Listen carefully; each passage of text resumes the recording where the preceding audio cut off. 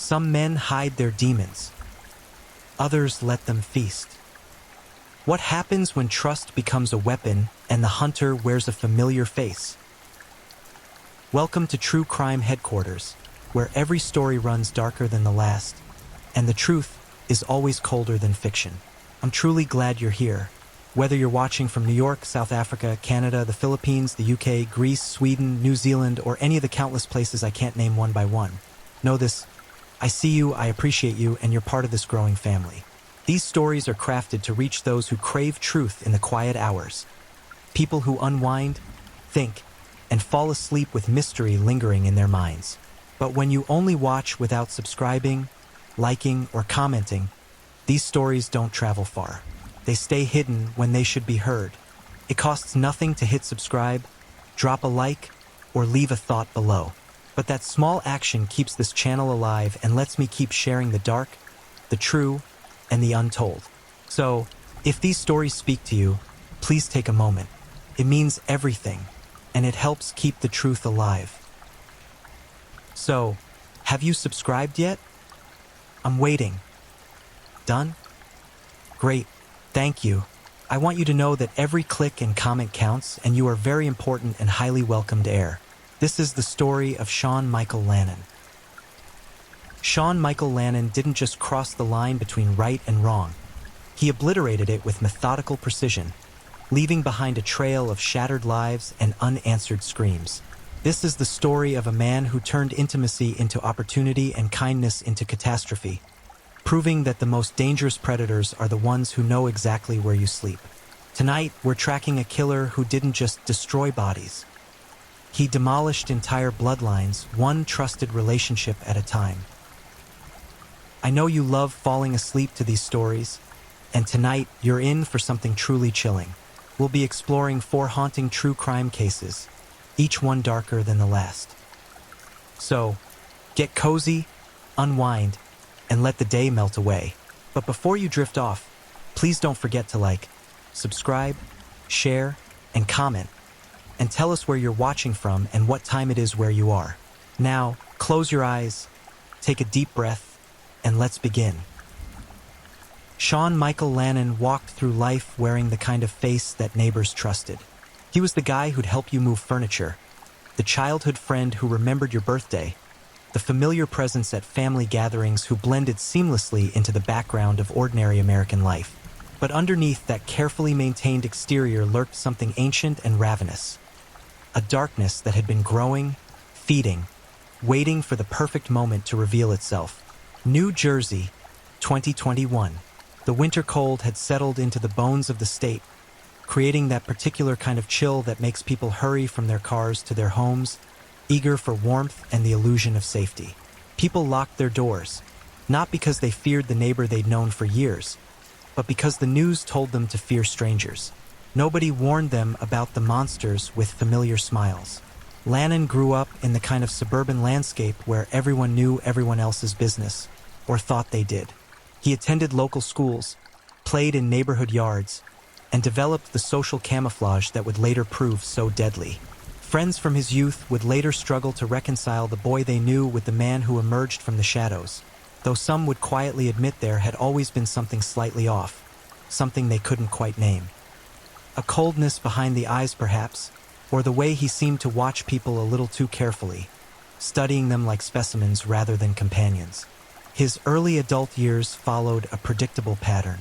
He married, had children, maintained employment, and participated in all the rituals that signal normalcy to the watching world. But behind closed doors, fissures were forming.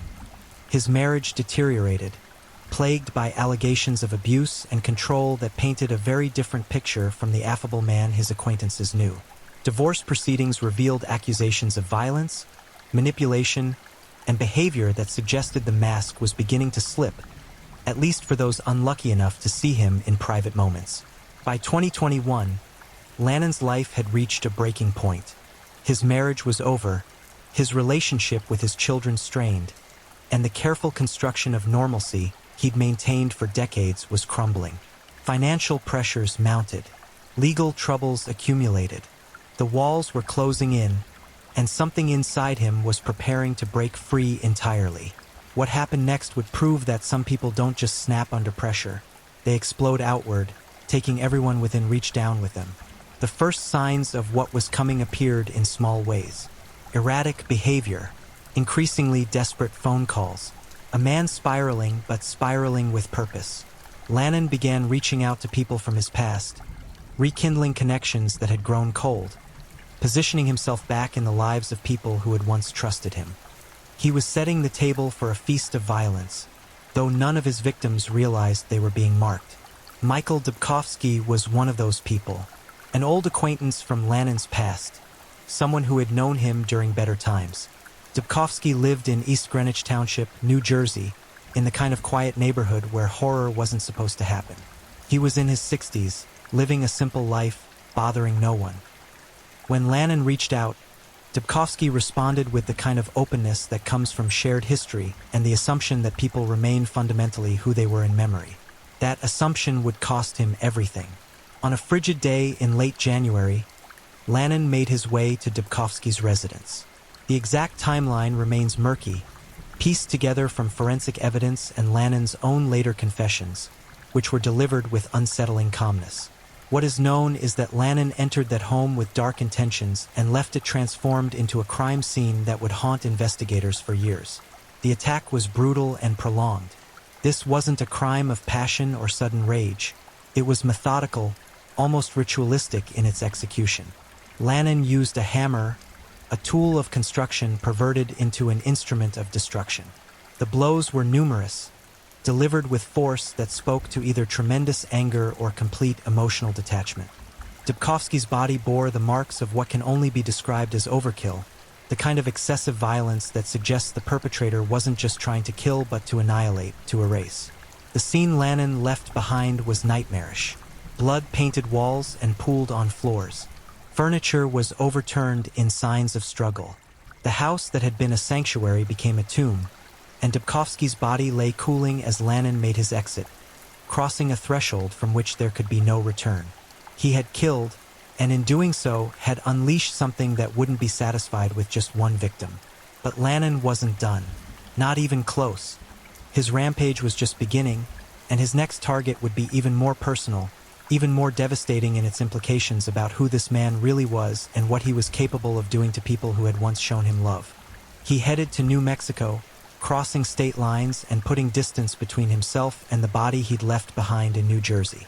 But he wasn't running to hide. He was running toward more violence.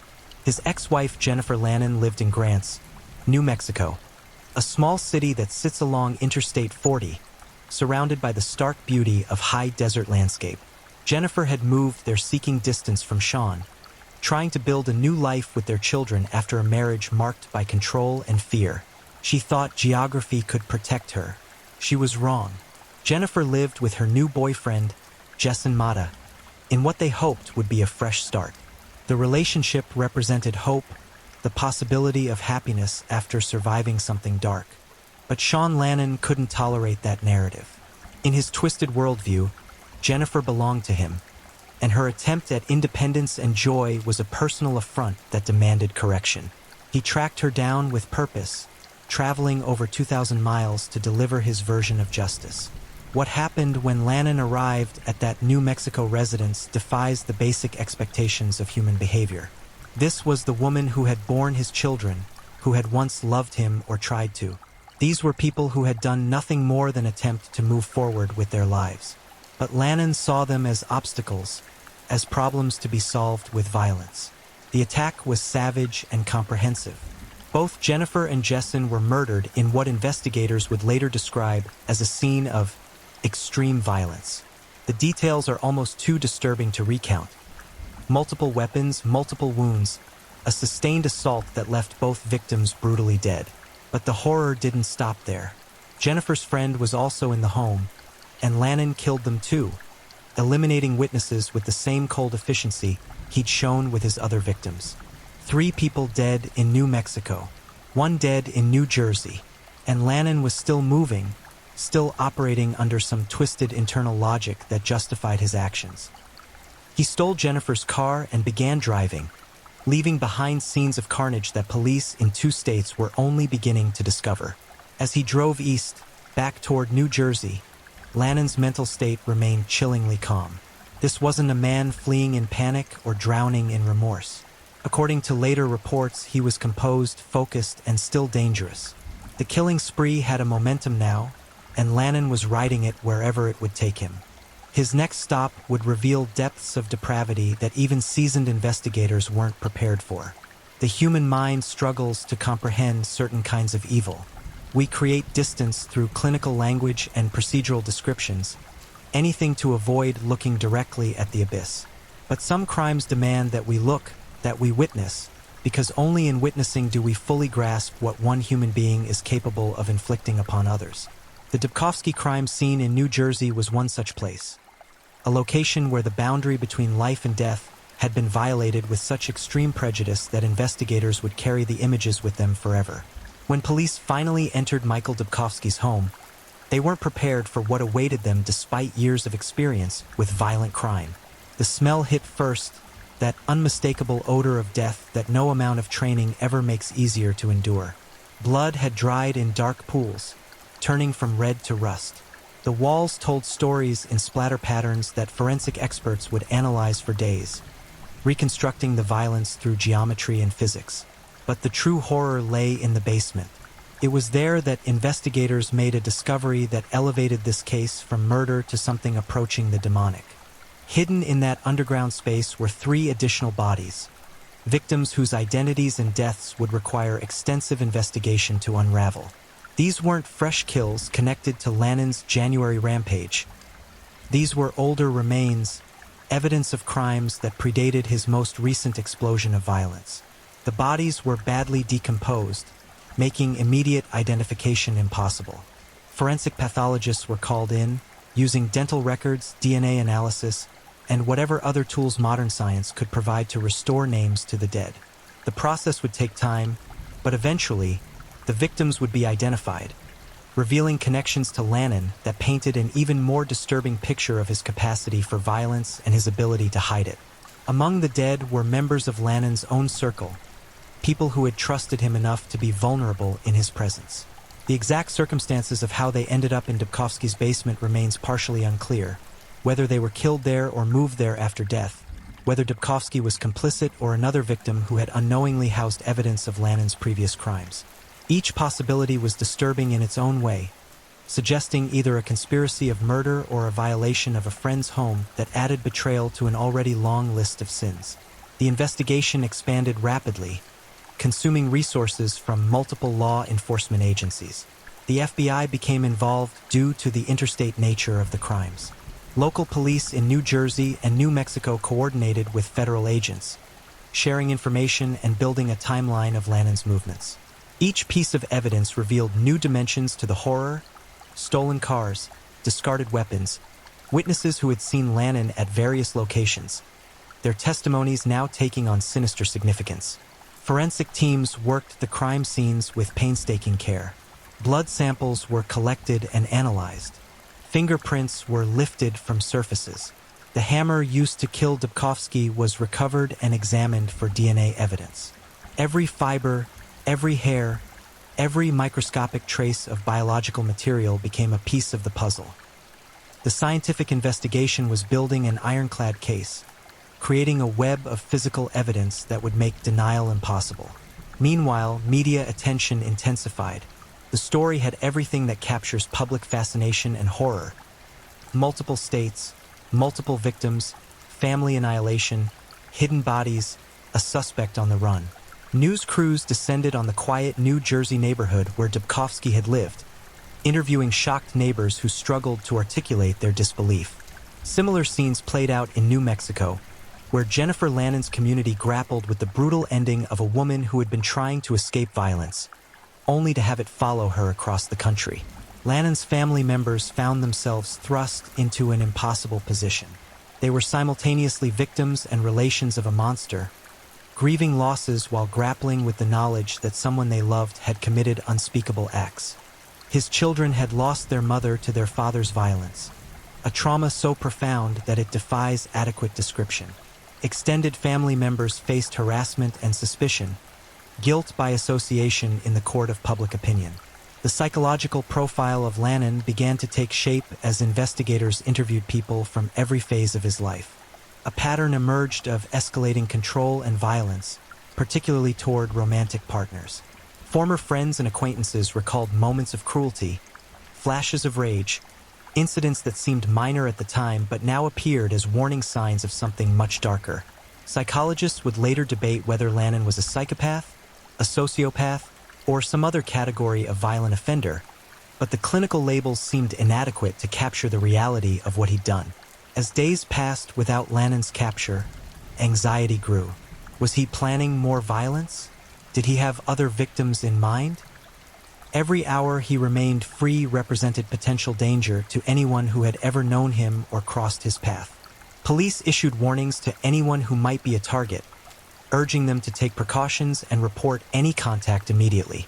The manhunt intensified, with Lannan's face broadcast across news channels and social media, transforming him from anonymous killer to public enemy. The stolen vehicle gave investigators a critical lead. License plate readers and traffic cameras tracked its movements, creating a digital breadcrumb trail across multiple states. Technology that Lannan likely never considered became the instrument of his eventual capture. Every gas station, every toll booth, every intersection with a camera contributed data points to a map that was slowly closing in on him. Inside the task force headquarters, detectives worked around the clock, fueled by coffee and determination. A massive timeline covered one wall, marking every known event and movement. Photographs of victims stared down from bulletin boards, silent reminders of why the work mattered. Lead investigators coordinated with prosecutors, ensuring that evidence was properly documented and chain of custody maintained. They were building not just a case for arrest, but a case for conviction, anticipating defense strategies and plugging holes before they could be exploited. The legal dimensions were complex. Multiple jurisdictions meant multiple charges, and prosecutors had to coordinate their efforts to ensure Lannan would face justice for every crime in every location. Death penalty considerations were discussed, given the number of victims and the heinous nature of the crimes. Plea deals were ruled out early. The prosecution was prepared to take this case to trial if necessary, confident that the evidence would speak clearly to Lannan's guilt. The investigation also revealed the chilling possibility that there might be more victims yet undiscovered. Lannan's patterns of behavior, his ability to maintain a facade of normalcy while committing horrific acts, suggested that these crimes might represent only what investigators had found so far.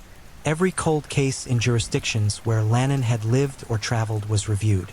Missing persons reports were cross-referenced. The scope of his potential criminal activity seemed to expand with each passing day of investigation. Family members of the identified victims began the painful process of planning funerals while justice remained unserved.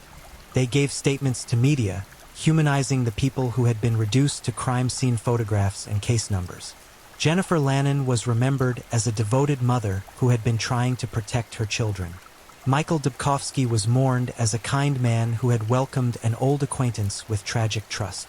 Each victim had a story, a life that had been violently interrupted, relationships severed, futures stolen.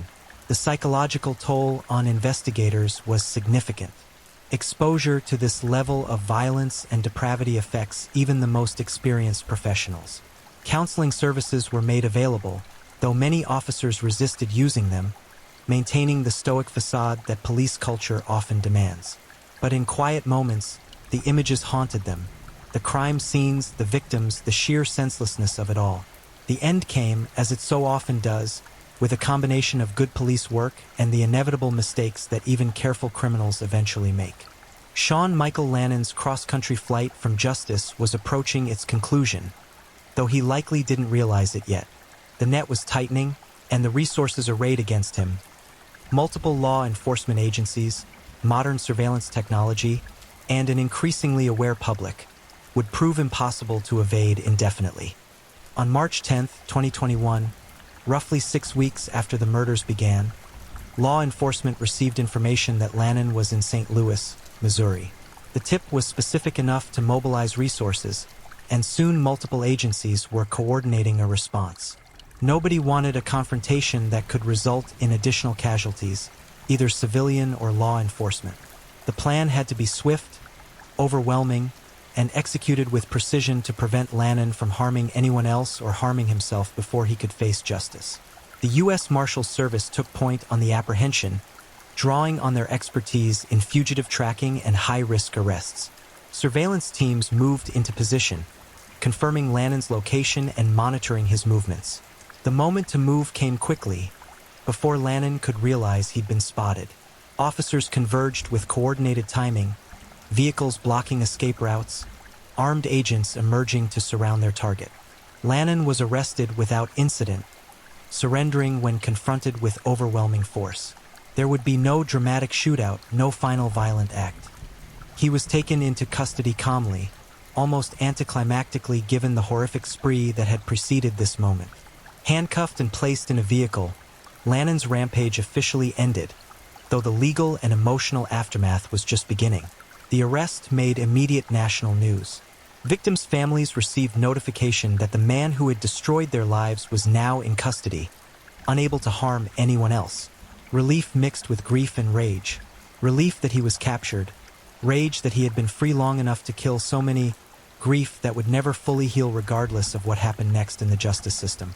Lannon was transported to face charges, beginning a process that would eventually involve multiple jurisdictions and countless hours of legal proceedings. But before the formal machinery of justice could fully engage, something unexpected happened. Lannon began talking. Most experienced criminals understand that silence is their best strategy when arrested. They invoke their right to an attorney and refuse to make statements that might be used against them. But Lannon, perhaps seeking some form of twisted catharsis or operating under motivations that remain difficult to understand, chose a different path. He confessed. The confessions were detailed, disturbing, and delivered with an emotional detachment that unsettled even veteran investigators accustomed to hearing terrible things. Lannon described the murders with clinical precision, providing information that only the killer could know, details that hadn't been released to the public. He walked detectives through his actions, explaining his movements, his methods, his thoughts during the commission of each crime. The confession regarding Jennifer Lannon and the New Mexico victims was particularly chilling. He described entering the home, confronting his ex-wife and her boyfriend, and executing them with methodical brutality. When asked why, his explanations were a mixture of self-justification and narcissism. They had disrespected him, Jennifer owed him loyalty, he needed to assert control. The psychology was textbook abuser mentality taken to its most lethal extreme. Regarding Michael Dubkovsky, Lannon's statements painted a picture of premeditation. This wasn't an act of sudden rage, but a planned murder committed for reasons that ranged from financial gain to simple convenience. Dubkovsky had resources Lannon wanted and represented an easy target due to their prior relationship. Trust was weaponized, familiarity exploited, and an elderly man was bludgeoned to death in his own home by someone he had welcomed inside. The bodies found in the basement presented a more complex narrative. Lannon's confessions here were less complete, though he acknowledged knowledge of them and involvement in at least some of the deaths. The timeline suggested these were earlier crimes, murders committed before his January 2021 rampage, perhaps years before. Whether Dubkovsky knew about them, whether the basement had been used as a dumping ground for Lannon's victims over time, became subjects of intensive investigation. Prosecutors found themselves in the unusual position of having extensive confessions from their defendant, but they knew that confessions could be challenged in court. Defense attorneys might argue they were coerced, that Lannon wasn't mentally competent when he made them, that he was seeking attention or fame. The physical evidence became even more important as a result. Prosecutors needed to be able to prove every element of their case, even if the confessions were excluded. The legal strategy took shape across multiple jurisdictions. New Jersey prosecutors prepared to charge Lannon with Dubkovsky's murder and potentially other crimes related to the bodies found in the basement. New Mexico prosecutors were building their case for the triple homicide in Grants. Federal charges were also being considered for interstate flight and other offenses that crossed state lines. The question became not whether Lannon would be prosecuted, but in what order and in which jurisdiction first. Defense attorneys faced an impossible task. Their client had confessed to multiple murders. Physical evidence corroborated his confessions, and public sentiment was overwhelmingly against him. The question wasn't whether Lannon was guilty, it was what strategy, if any, might prevent him from receiving the death penalty. Some attorneys might consider an insanity defense, arguing that no sane person commits such crimes. Others might focus on mitigating factors, trying to paint a picture of a troubled man driven to extremes by circumstances beyond his control. Mental health evaluations were ordered by both prosecution and defense. Psychiatrists and psychologists examined Lannon, administering tests and conducting interviews to assess his competency to stand trial and his mental state during the commission of the crimes. These evaluations would become crucial pieces of the eventual legal proceedings, potentially determining whether Lannon faced execution or life imprisonment. The victims' families began victim impact statements, preparing to articulate the devastation that Lannon's crimes had inflicted. These statements would serve multiple purposes: giving voice to the voiceless dead, providing catharsis for survivors, and influencing sentencing recommendations. Each family approached the task differently, some with rage, some with grief, all with the impossible burden of trying to reduce their loss into words that could be read in a courtroom. Media coverage intensified during this phase, with legal analysts dissecting every development. Court TV and similar outlets requested permission to broadcast proceedings. Journalists filed motions for access to documents. The case was becoming a spectacle, with all the problems that entails: potential jury contamination, victims' families subjected to public scrutiny, Lannon himself potentially gaining the notoriety that some killers seem to crave. Grand juries were convened to hear evidence and return indictments. In jurisdiction after jurisdiction, Lannon was formally charged with murder, creating a stack of legal proceedings that could take years to resolve completely. Each indictment was read publicly, a ritual recitation of terrible facts that brought the crimes into the official record of the justice system. Preliminary hearings tested the strength of the prosecution's evidence. Defense attorneys probed for weaknesses, filing motions to suppress evidence, challenging search warrants, and attempting to exclude confessions. Judges ruled on these motions, shaping what would be admissible at trial. The legal maneuvering was technical and often tedious, but critically important to determining the ultimate outcome. As the case proceeded through the system, new details occasionally emerged. Witnesses came forward with additional information about Lannon's behavior before the murders. Former acquaintances described troubling incidents from years past. The picture of Lannon grew more complex, revealing a man who had been dangerous for much longer than anyone realized, leaving a trail of red flags that had been ignored or minimized until it was too late. The wheels of justice turned slowly, grinding through procedural requirements and constitutional protections, even in cases where guilt seems obvious. Sean Michael Lannon's journey through the legal system would take time, frustrating those who wanted immediate resolution but necessary to ensure that any conviction would withstand appeals and scrutiny. The crimes were heinous, but the response had to be measured, deliberate, and consistent with the rule of law. Plea negotiations occurred behind closed doors, prosecutors and defense attorneys exploring whether there was any path to resolution short of trial. The prosecution held overwhelming advantages: confessions, physical evidence, multiple witnesses, a clear timeline of events. But trials are expensive, time-consuming, and emotionally devastating for victims' families who would be forced to relive the trauma through testimony and evidence presentation. If Lannon could be convinced to plead guilty in exchange for life imprisonment rather than facing potential execution, it might spare everyone additional pain. The negotiations were delicate and complex. Different jurisdictions had different interests. New Mexico prosecutors wanted justice for Jennifer Lannon, Jessen Mata, and their friend. New Jersey prosecutors sought accountability for Michael Dubkovsky and the other victims found in his basement. Federal prosecutors considered what charges might best serve the interests of justice across all jurisdictions.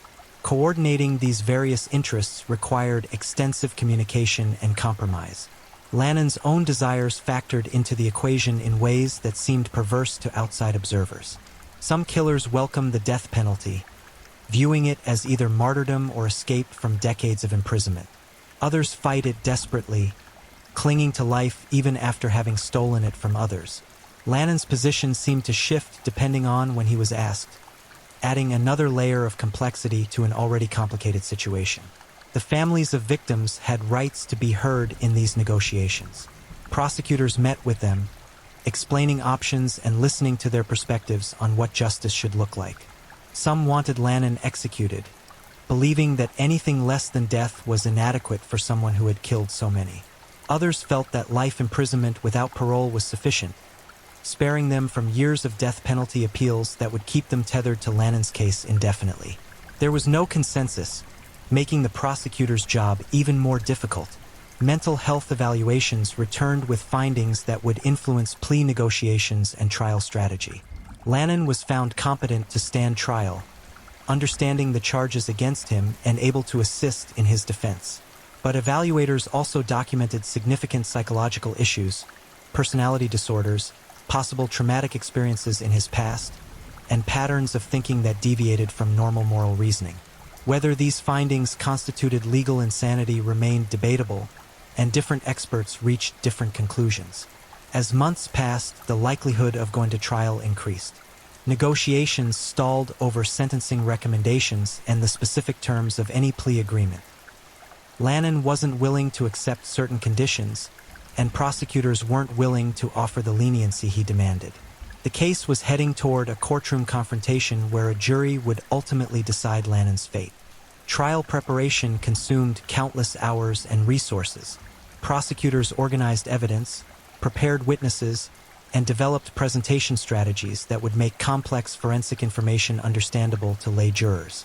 Defense attorneys searched for any possible avenue to create reasonable doubt or at least to spare their client from execution. Mock trials were conducted, jury consultants hired, and experts retained on both sides to testify about everything from blood spatter patterns to psychological disorders. The jury selection process, when it finally began, proved challenging. Finding impartial jurors in a case that had received extensive media coverage was difficult. Potential jurors were questioned extensively about their exposure to pretrial publicity, their views on the death penalty, and their ability to render a verdict based solely on evidence presented in court. Many were dismissed for cause, having formed fixed opinions about Lannon's guilt or expressing inability to impose a death sentence under any circumstances. Eventually, a jury was seated, 12 individuals tasked with the awesome responsibility of determining another human being's fate based on evidence and law. They were instructed to presume Lannon innocent until proven guilty, a legal fiction that must be maintained even in cases where guilt seems evident. The trial could begin. Opening statements painted competing narratives. Prosecutors described a deliberate, calculating killer who had murdered at least 5 people across 2 states, leaving carnage in his wake. They promised evidence that would prove beyond reasonable doubt that Lannon was guilty of every charged offense. The presentation was clinical but powerful, laying out a roadmap of what the jury would hear over the coming weeks. Defense attorneys faced a nearly impossible task. They couldn't credibly argue that Lannon hadn't killed anyone. His confessions and the physical evidence made that strategy untenable. Instead, they focused on mental state, attempting to portray Lannon as someone whose psychological problems diminished his culpability. They promised evidence of trauma, abuse, and mental illness that had shaped Lannon into someone capable of terrible acts but perhaps not deserving of execution. It was a subtle argument, acknowledging guilt while pleading for mercy. The prosecution's case unfolded with devastating precision. Forensic experts testified about crime scenes, walking the jury through photographs and diagrams that illustrated the violence. DNA analysts explained how Lannon's genetic material had been found at multiple locations, linking him inextricably to the crimes.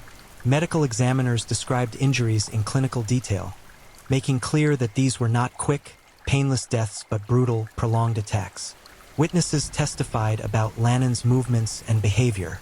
Gas station attendants identified him from surveillance footage.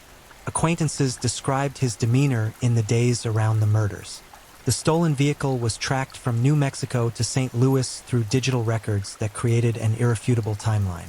Each piece of evidence was a brick in a wall that grew higher and more insurmountable with each passing day of testimony. The confessions were admitted into evidence over defense objections. Jurors heard Lannon's own words describing what he had done and why. Audio recordings played in the silent courtroom, Lannon's voice calmly recounting terrible acts while prosecutors watched jury faces for reactions. The impact was visceral. Hearing a killer describe his crimes in his own words carried a weight that no secondhand account could match. Defense witnesses attempted to provide context.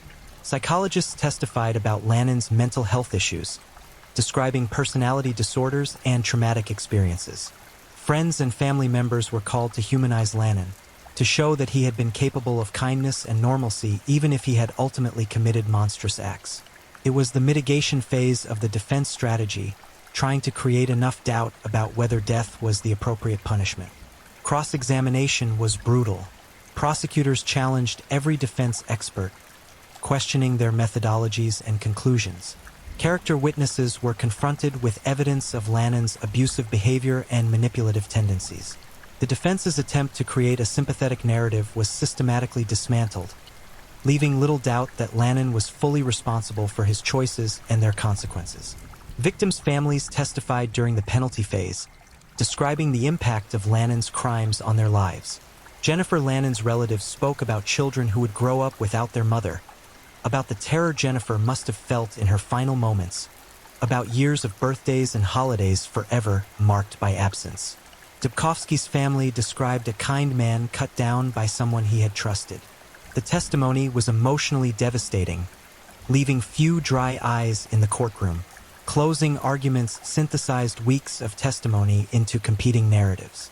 Prosecutors argued that Lannon had earned the ultimate punishment through the enormity and brutality of his crimes.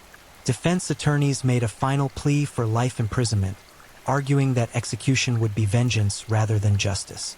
The jury was sent to deliberate with instructions from the judge about the law they must apply and the heavy responsibility they carried. Deliberations lasted days. The jury had to reach unanimous verdicts on each charged offense and, if they found Lannon guilty, then deliberate again on sentencing. They reviewed evidence, debated testimony, and wrestled with the moral weight of potentially sentencing someone to death. Messages sent to the judge indicated they were working through the charges systematically, taking seriously their obligation to consider each count individually. The verdict, when it came, surprised no one familiar with the evidence. Guilty on all counts. Multiple murder convictions across multiple jurisdictions. The courtroom remained quiet as each verdict was read, the outcome both expected and still stunning in its finality. Lannon showed little reaction, sitting impassively as his fate was sealed. Victims' families wept, a mixture of relief and ongoing grief. The sentencing phase brought final statements. Lannon was given an opportunity to address the court, to express remorse or explain himself. His statement, when it came, satisfied no one. A mixture of justifications, complaints about his treatment, and vague acknowledgments of wrongdoing that fell far short of genuine accountability. He seemed incapable of truly grasping what he had done or feeling appropriate remorse. The judge imposed sentence, a combination of consecutive life terms that ensured Lannon would never see freedom again. Whether in New Jersey or New Mexico or federal custody, he would die behind bars. The death penalty was ultimately not imposed, a decision that reflected prosecutorial discretion and the complexities of capital punishment litigation. Life without parole was viewed as sufficient to achieve justice while sparing the system and victims' families from decades of appeals. Lannon was led from the courtroom, disappearing into the prison system where he would spend his remaining decades. The media circus gradually dissipated. Reporters moved on to other cases, other horrors. But for the families left behind, there was no moving on, only moving forward with grief that would never fully heal. The case left questions that will never be fully answered. Why did Lannon kill? What combination of factors transformed a person capable of ordinary social interaction into a murderer of such ruthless efficiency? The psychological evaluations and expert testimony provided theories, but human motivation remains ultimately mysterious, especially when it manifests in such extreme forms.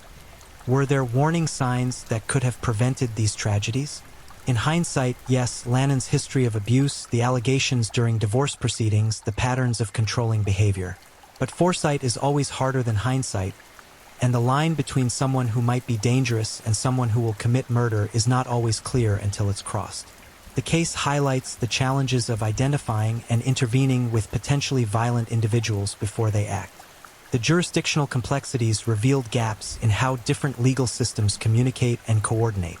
Could better information sharing between New Jersey and New Mexico authorities have flagged Lannan as a potential threat?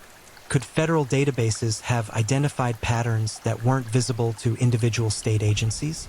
These questions drove policy discussions about improving law enforcement coordination and domestic violence tracking systems. For the true crime community, the Lannan case became another dark chapter in the catalog of American violence. Documentaries were produced, podcasts devoted episodes to dissecting the crimes, and online forums debated every aspect of the case. This attention served multiple purposes: public education about warning signs of violence, accountability for failures in the system, and unfortunately, sometimes simple morbid fascination with horror. The families of victims continue their lives carrying unbearable burdens. Jennifer Lannan's children grow up without their mother, forced to reconcile that their father was her killer. Dubkovsky's relatives live with the knowledge that kindness and trust were repaid with brutality. The ripple effects of Lannan's violence extend far beyond the immediate victims, touching friends, extended family, and entire communities that lost their sense of safety. Sean Michael Lannan remains imprisoned, a name that joins the long list of family annihilators and mass murderers that periodically shock America out of complacency about violence. His crimes offer no easy lessons, no simple explanations that would allow us to identify and stop the next killer before they act. We're left with the uncomfortable truth that monsters sometimes wear familiar faces, that evil can emerge from ordinary circumstances, and that the distance between civilization and savagery is frighteningly thin. The case files sit in archives, crime scene photographs, and evidence catalogs preserved for appeals and historical record. Investigators who worked the case carry the memories, images they can never unsee. The legal system processed the crimes according to procedures developed over centuries, attempting to balance punishment with due process, accountability with mercy. Justice, if it was achieved, feels incomplete. The guilty imprisoned but the innocent still dead, stolen futures that can never be restored. This is the story of Sean Michael Lannan, not told to glorify violence but to remember those who suffered and died, to understand the capacity for evil that exists in some individuals, and to remain vigilant against the darkness that can emerge when warning signs go unheeded and predators exploit trust. If you're new here, welcome to the channel, where we dive into true crime stories with calmness and respect. A special shout out to my amazing subscribers who've been with me from the start. Thank you for your incredible support. If you're still with me, drop a comment. Let me know where you're tuning in from and what time it is in your part of the world. Or just say hello so I know you're still here. And if you haven't already, make sure to like this video and hit subscribe so you won't miss any of our upcoming true crime stories perfect for winding down. Now, let's move on to our second story. Story 2, Tracy Walker Case. Some predators wear badges. Some hunters become the hunted. She trusted the uniform. The uniform concealed a nightmare. They say monsters lurk in shadows, prowling forgotten alleyways where streetlights flicker and die. But the most terrifying predator walks among us in broad daylight, hiding behind a smile, a handshake, a promise of safety. Tracy Walker stepped into a police car believing she'd found protection. What she found instead was a demon wearing a badge, and her final moments would expose a corruption so deep, so twisted, that an entire city would be forced to confront an unbearable truth. The man sworn to protect them had become their greatest threat. This is the story of how one woman's murder tore back the veil on a monster who hunted freely for years, and how her death would spark a reckoning that still echoes through the streets of Detroit. Detroit, Michigan, a city of resilience and rust, where abandoned factories stand like tombstones against gray winter skies. The year was 2002, and the Motor City was bleeding. Crime rates soared, trust eroded, and somewhere within the Detroit Police Department, a predator moved freely through the ranks, his hunger growing bolder with each passing year. Tracy Walker was 19 years old, her whole life stretching before her like an unwritten book. She had dreams that glittered just beyond her fingertips, dreams of escaping the grinding poverty that had defined her childhood, dreams of something better, something brighter. Her smile could light up a room, her friends would later say, their voices breaking with remembered warmth. She was somebody's daughter, somebody's friend, somebody worth remembering. But on a frigid evening in late December, Tracy became something else entirely: prey. The night swallowed her whole.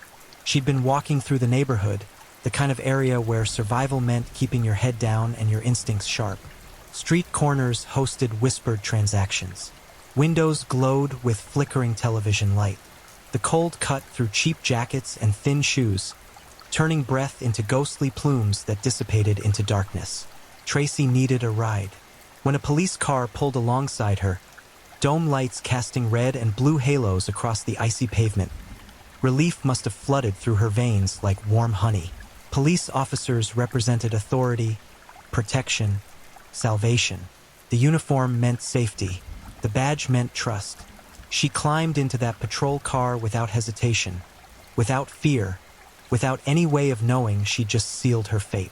The door closed behind her with a solid thunk, a sound like a coffin lid settling into place. Hours passed, then days, then weeks. Tracy Walker disappeared completely, as though the earth itself had opened up and consumed her. Her family's frantic calls to police yielded nothing but bureaucratic indifference and hollow promises. Missing person reports in Detroit were common enough to be routine, especially when the missing were young, black, and poor. The machine of law enforcement ground slowly, if it moved at all. Search parties formed and dissolved. Flyers peppered telephone poles and storefronts. Tracy's smiling face gradually weathering under rain and snow until the ink bled and her features blurred into abstraction. Her mother, Elijah Walker, refused to let her daughter become just another statistic. She pounded on precinct doors. She demanded answers. She screamed Tracy's name into the void of bureaucratic indifference until her voice went hoarse. The police offered sympathy, that cheap, hollow commodity they dispensed freely, but little else. No leads, they said. No witnesses. No evidence. Just another young woman who'd vanished into Detroit's hungry streets. But Elijah knew something the police didn't, or perhaps something they didn't want to acknowledge. Tracy had last been seen getting into a police car. That detail should have triggered alarms throughout the department. It should have launched an immediate internal investigation. Instead, it was buried like so many other inconvenient truths. The blue wall, that impenetrable barrier of silence and loyalty that protects even the worst officers, held firm. Nobody talked. Nobody questioned. Nobody dared suggest that one of their own might be responsible for a young woman's disappearance. Meanwhile, the predator continued his hunt. Officer Gerald Thurman had been with the Detroit Police Department for years, his record as spotless as a freshly cleaned crime scene. On paper, he was everything a cop should be: dedicated, professional, reliable. He showed up for his shifts. He filed his reports.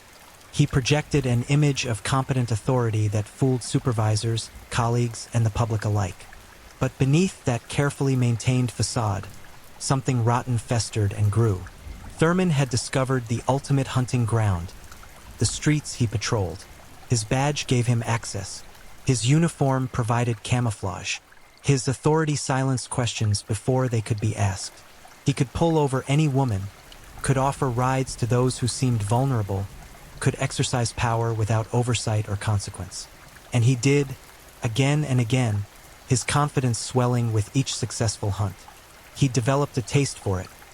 The control, the fear in their eyes, the godlike sensation of holding someone's fate in his hands. Power became addiction. Addiction became compulsion. And compulsion, left unchecked, becomes monstrosity. Tracy Walker wasn't his first victim. She wouldn't be his last. But she would be the one who finally exposed him. Winter deepened its grip on Detroit. Snow accumulated in dirty drifts along sidewalks. Ice turned roads into treacherous skating rinks. And somewhere in the city's vast sprawl of abandoned buildings and forgotten lots, Tracy Walker's body lay frozen and alone. her death unavenged, her killer still wearing his badge and prowling the streets. The investigation into her disappearance had gone cold within weeks, filed away with thousands of other unsolved cases. The Detroit Police Department moved on. The media lost interest. Everyone except Tracy's family seemed willing to forget that a 19-year-old woman had simply ceased to exist. But secrets have weight. Truth has gravity. And eventually, inevitably, what's buried must surface.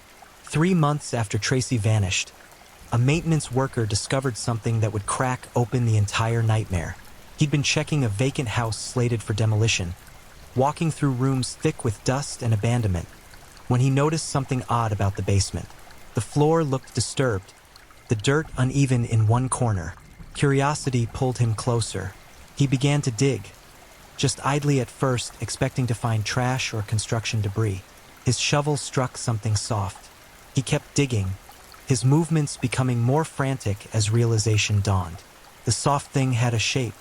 The shape had features. The features belonged to a human being. Tracy Walker had been found. What remained of her told a story of unspeakable horror. The autopsy would later reveal details that made seasoned detectives step outside for air, that haunted medical examiners for years afterward. She'd been sexually assaulted. She'd been beaten. She'd been strangled, the killer's hands tight around her throat until the light went out of her eyes. And then her body had been discarded like garbage, buried in a shallow grave where she might have remained hidden forever. But death had given Tracy something she'd lacked in life: visibility. Her murder couldn't be ignored now. The discovery of her body triggered a homicide investigation that would finally, belatedly, begin asking the right questions. Who had last seen Tracy Walker alive? Multiple witnesses came forward, their testimonies converging on one consistent detail. Tracy had gotten into a Detroit police car on the night she disappeared. The vehicle had been a marked patrol car. The driver had been wearing a police uniform. This information should have narrowed the investigation immediately. Police vehicles were tracked. Shift assignments were logged. Officer locations were monitored through radio communication.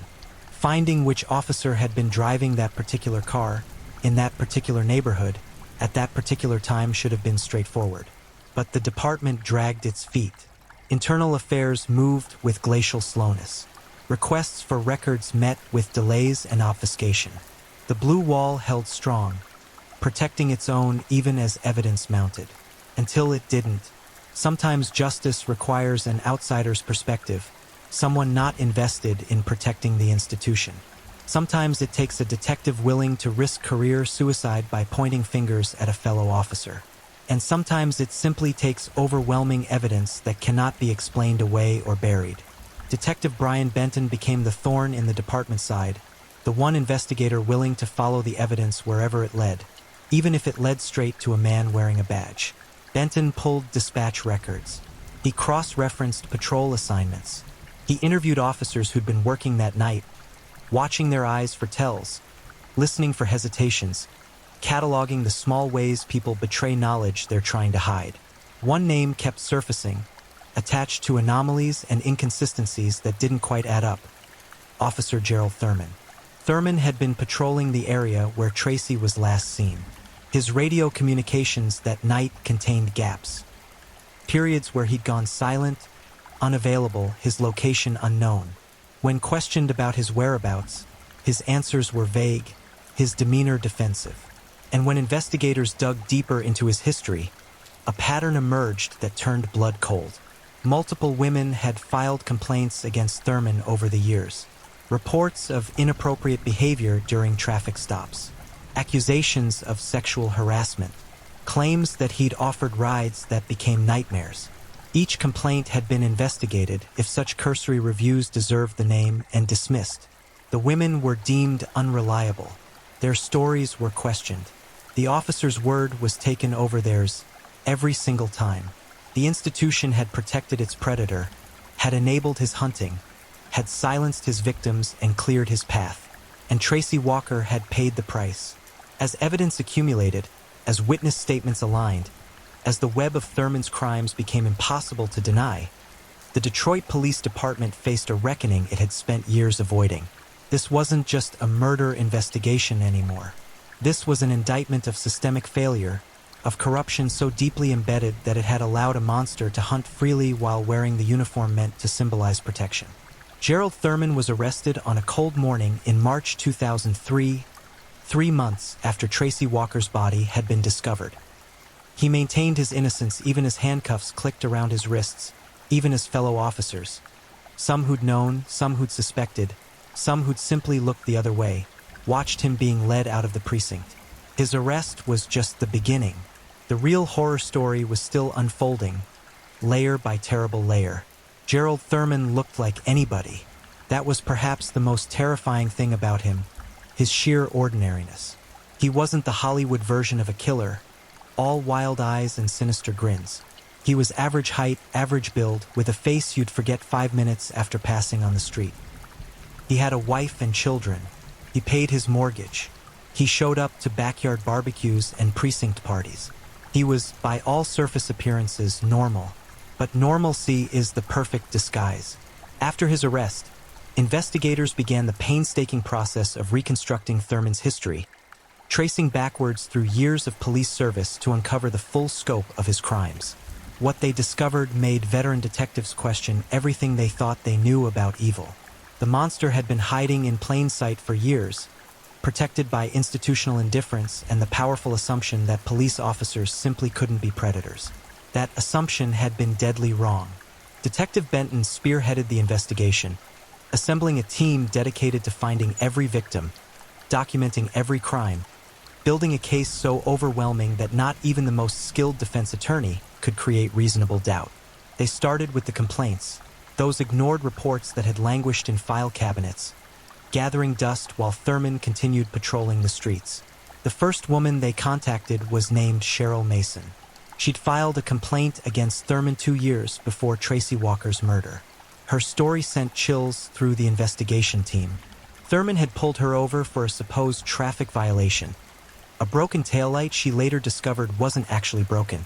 He'd asked for her license and registration, standard procedure. But then his questions had become personal. Where was she going? Was she married? Did she live alone? Cheryl's instincts had screamed danger. But what could she do? He was a police officer. She was alone on a dark street. She'd felt trapped before he'd even made his move. He'd suggested she could avoid a ticket if she was nice to him. The implication was clear, disgusting, terrifying. When Cheryl had refused and threatened to report him, Thurman's demeanor had shifted like a mask slipping. The friendly facade vanished, replaced by cold menace. He'd leaned close to her car window and said words that still made her shake years later. "Who's going to believe you over me?"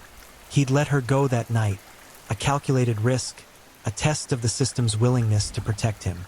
And when Cheryl had filed her complaint, when she'd walked into internal affairs and told her story with tears streaming down her face, the system had proven him right. Her complaint was investigated and dismissed. Thurman received a verbal warning at most. The incident disappeared from his official record.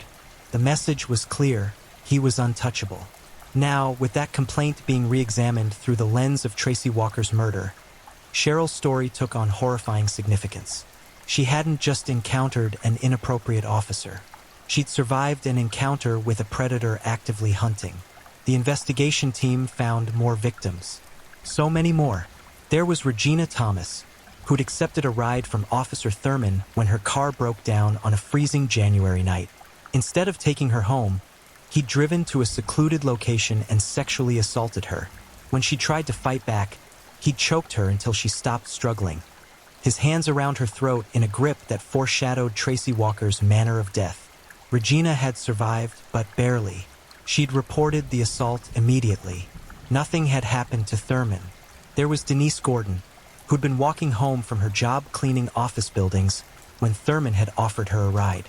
She'd been exhausted, her feet aching, and the sight of a police car had seemed like a blessing. He'd taken her to an abandoned warehouse instead of her apartment. What he'd done to her there, the ways he'd violated her, had left scars that never fully healed. She'd reported him too. Her complaint had been deemed unfounded. There was Lakeisha Brown and Michelle Harris and Tamara Jackson. There were women whose names had never appeared in official complaints because they'd understood, on some instinctive level, that reporting a police officer would accomplish nothing except putting themselves at further risk. They'd stayed silent, carrying their trauma alone, trying to forget the man in the uniform who'd turned their worlds into nightmares. The pattern was undeniable.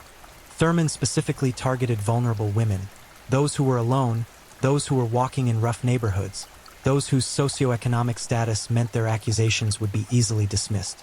He used his position to gain access, his authority to create compliance, and his badge to ensure impunity. And the system had enabled him every step of the way. Internal affairs had failed. Supervisors had failed. The entire chain of command had looked at multiple complaints, multiple accusations, multiple red flags, and had collectively decided that protecting an officer's reputation was more important than protecting the women he was hunting. This institutional failure wasn't just negligence. It was complicity. As the investigation deepened, forensic evidence began supporting the victims' testimonies. DNA samples from Thurman's patrol car matched Tracy Walker. Forensic analysis of his work schedule revealed he'd been off the radio, unavailable to respond to calls, his location unknown, during the time frames when several assaults had occurred. His assigned vehicle had been spotted in areas where he had no legitimate reason to be, places far from his patrol zone, always in neighborhoods where vulnerable women walked alone at night. The prosecution began building their case, and it was damning. But Gerald Thurman remained defiant, his attorney constructing a defense built on the same foundation that had protected him for years: institutional credibility.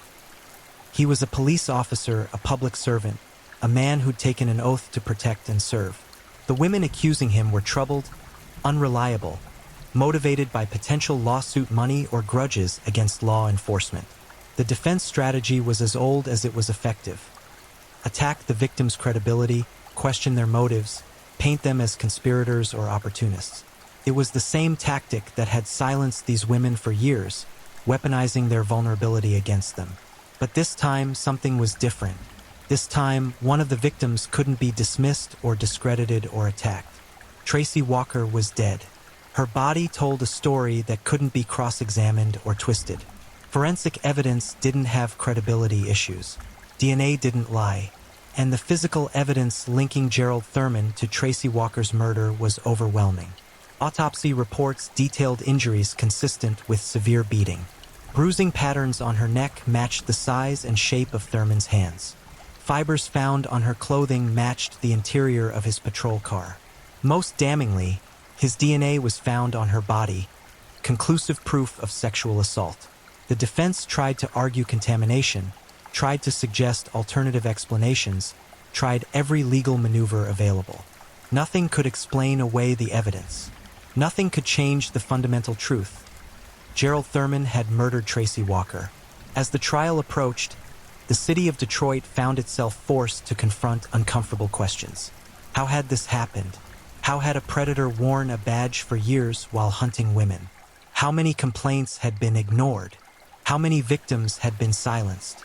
How deep did the corruption run? The Detroit Police Department launched its own internal investigation, though many saw it as too little, too late. Supervisors who'd dismissed complaints against Thurman faced scrutiny. Internal affairs procedures were questioned. The entire system of accountability or lack thereof was put under a microscope. What emerged was a picture of systemic rot. Complaints against officers were routinely minimized or dismissed. The blue wall of silence protected even the most egregious offenders. Women who reported police misconduct were treated as suspect by default, their accusations viewed as attacks on the institution rather than calls for justice. This wasn't just about one bad cop. This was about an entire system that had prioritized its own protection over public safety. Former victims of Thurman's attacks began speaking publicly, finding courage in numbers and solidarity in shared trauma. They held press conferences where they stood together, these women who'd been silenced and dismissed, and told their stories to a city that had failed them. Their testimonies were gut-wrenching, infuriating, impossible to ignore. "I reported him," Regina Thomas said, her voice steady despite visible tears. "I went through every proper channel. I did everything right. And they did nothing. They let him keep hunting. They let him kill Tracy Walker. Her blood is on their hands too. The public outcry was deafening. Protests erupted outside police headquarters. Activist groups demanded reform, accountability, justice. The media descended on the story like sharks scenting blood, finally giving attention to women they'd ignored for years. And through it all, Gerald Thurman sat in his cell, awaiting trial, still maintaining his innocence even as the evidence buried him deeper with each passing day. The trial date was set for September 2003. The prosecution's case was solid, built on forensic evidence, witness testimony, and a pattern of predatory behavior that painted an undeniable picture of guilt. They had DNA. They had timeline analysis. They had victims willing to face their attacker in court, willing to relive their trauma if it meant justice for Tracy Walker. The defense had rhetoric and institutional credibility. It wouldn't be enough. But the trial itself would become a circus of pain, a public excavation of every horrible detail, a spectacle that would force everyone, the jury, the media, the city, the nation, to look directly at the monster who'd hidden behind a badge. Tracy Walker's family prepared themselves for the ordeal ahead. They'd been waiting for this moment since the day their daughter vanished, waiting for someone to be held accountable, waiting for acknowledgement that her life mattered, that her death demanded justice. Elijah Wanda Walker had never stopped fighting. Through the dark months when police interest had waned, through the agonizing wait after her daughter's body was discovered, through the slow wheels of investigation and prosecution, she'd remained steadfast. Her daughter would not be forgotten. Her daughter would not become just another statistic. As summer faded into fall, as the trial date approached, Detroit held its collective breath. This wasn't just about convicting one killer. This was about forcing an entire system to account for its failures, its complicity, its corruption. The monster in blue was finally facing judgment. But the institution that had enabled him for years still needed to answer for its sins. The courthouse steps became a stage for grief and rage on the morning Gerald Thurman's trial began. News vans lined the streets. Satellite dishes pointed skyward like steel flowers reaching for the sun. Reporters jostled for position, their cameras trained on the entrance where Tracy Walker's family would soon arrive, where the man accused of her murder would be led in shackles. September in Detroit carried the weight of changing seasons, summer's heat fading into autumn's chill, a transition that felt appropriate for a city in transformation. The trial represented a reckoning years in the making, and everyone knew the eyes of the nation were watching. Elijah Wanda Walker emerged from a black sedan, supported by family members and community activists who'd rallied around her family's cause. She wore purple, Tracy's favorite color, a small act of remembrance and defiance. Her face showed the wear of grief, but her spine was straight, her jaw set. She'd waited almost a year for this day. She would see it through, no matter how painful the journey. Inside the courtroom, the atmosphere was suffocating. Every seat in the gallery was filled, mostly with Tracy's supporters, but also with media representatives and curiosity seekers drawn to the spectacle of a cop on trial for murder. The prosecution table was organized and ready, stacked with file boxes containing thousands of pages of evidence. The defense table looked equally prepared, though the lead attorney wore the tight expression of someone facing an uphill battle. Then Gerald Thurman was brought in. He'd lost weight during his months in jail, his uniform replaced by an ill-fitting suit that hung loose on his frame. But what struck observers most was his demeanor. He didn't look remorseful or even particularly concerned. His face held a strange blankness, as though he were attending something tedious rather than fighting for his life. Some interpreted this as sociopathy.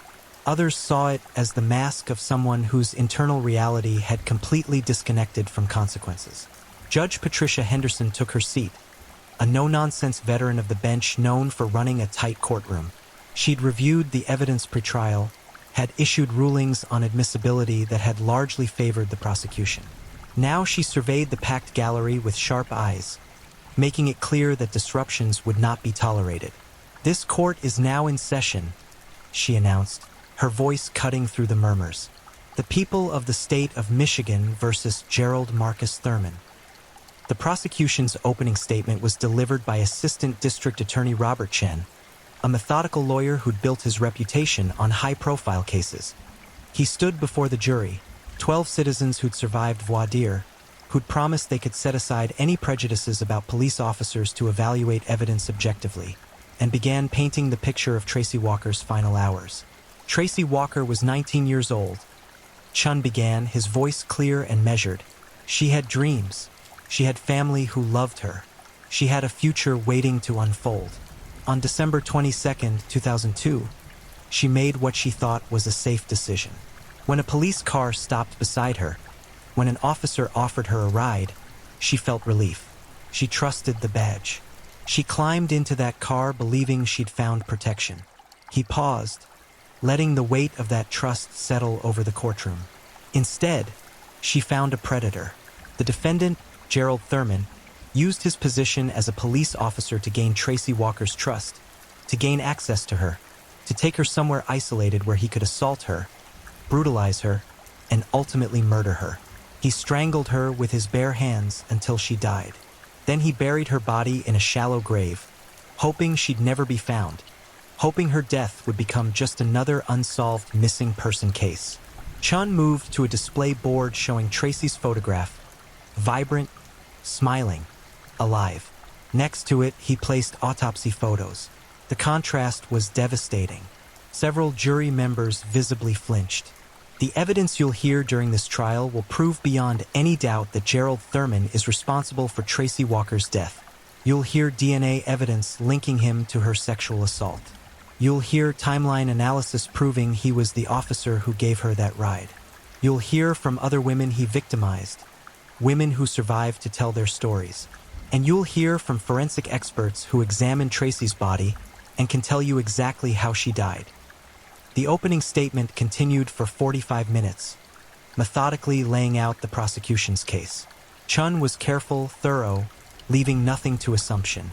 He knew the defense would argue reasonable doubt, would try to poke holes in the timeline, would attack witness credibility. He was building a fortress of evidence that couldn't be breached. The defense's opening statement took a different approach. Attorney Marcus Riley stood before the jury with the posture of a man carrying an unpleasant burden.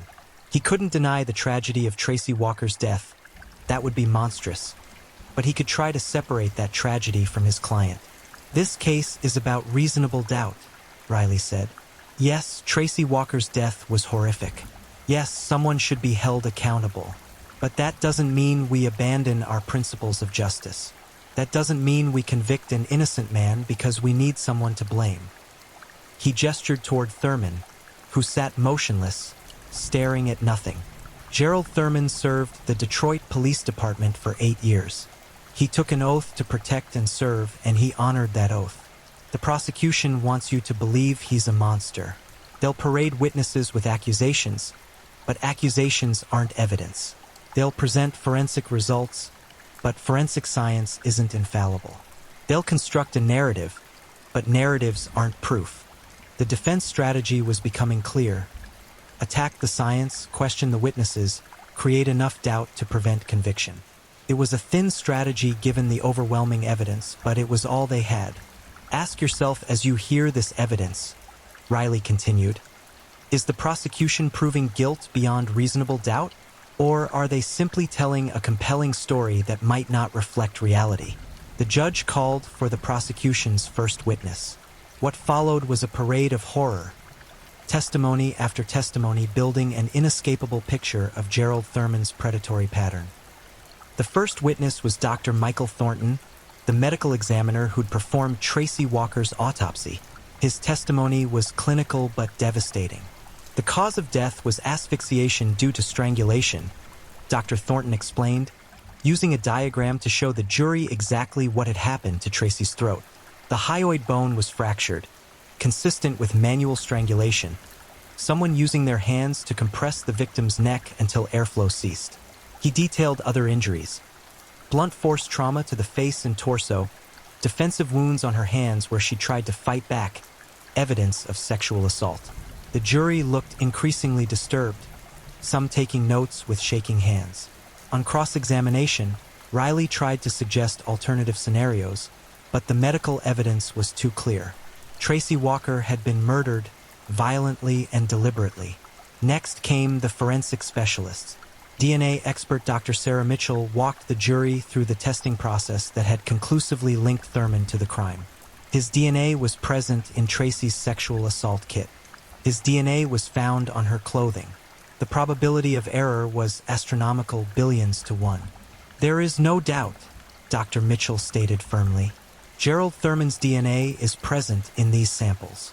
Riley attacked the chain of custody, suggested possible contamination, raised technical objections. But the jury was watching him with skeptical expressions. The evidence was too strong, too carefully documented. Then came the witnesses who'd survived Thurman, the women he'd attacked before Tracy, the women whose complaints had been ignored.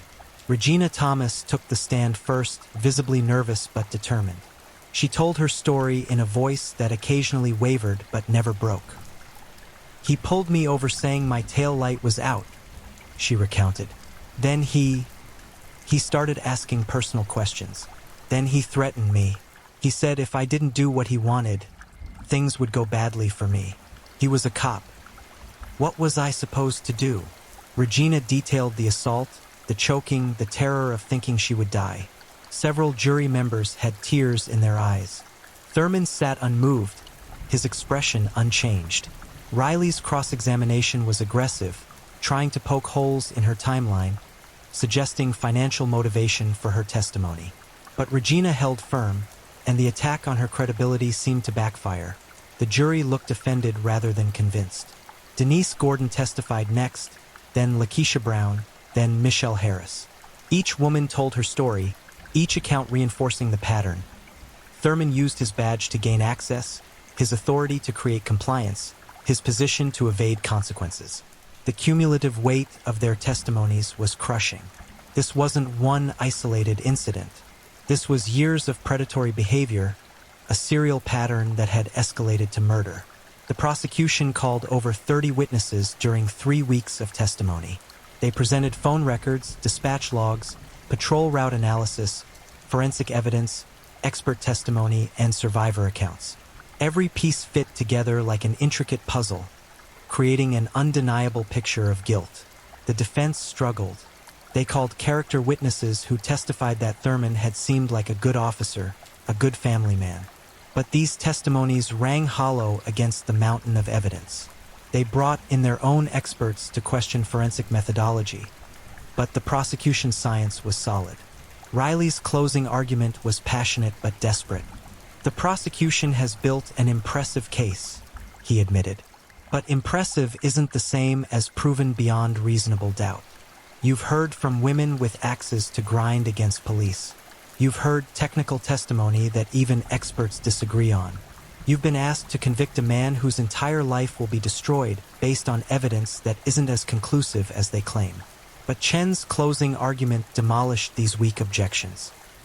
"The defense wants you to believe this is all coincidence," he said, his voice heavy with controlled emotion. "That Tracy Walker's DNA ending up on Gerald Thurman is coincidence. That multiple women independently describing the same predatory pattern is coincidence.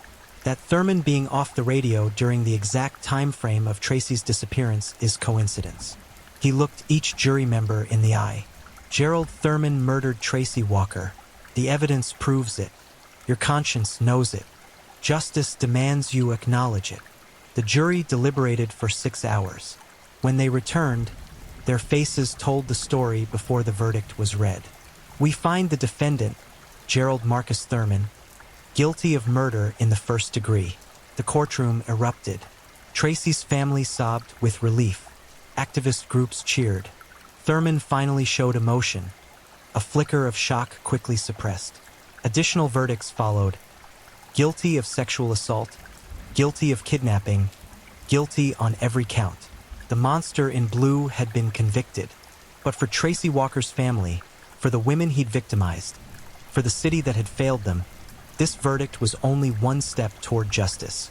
The real reckoning was just beginning.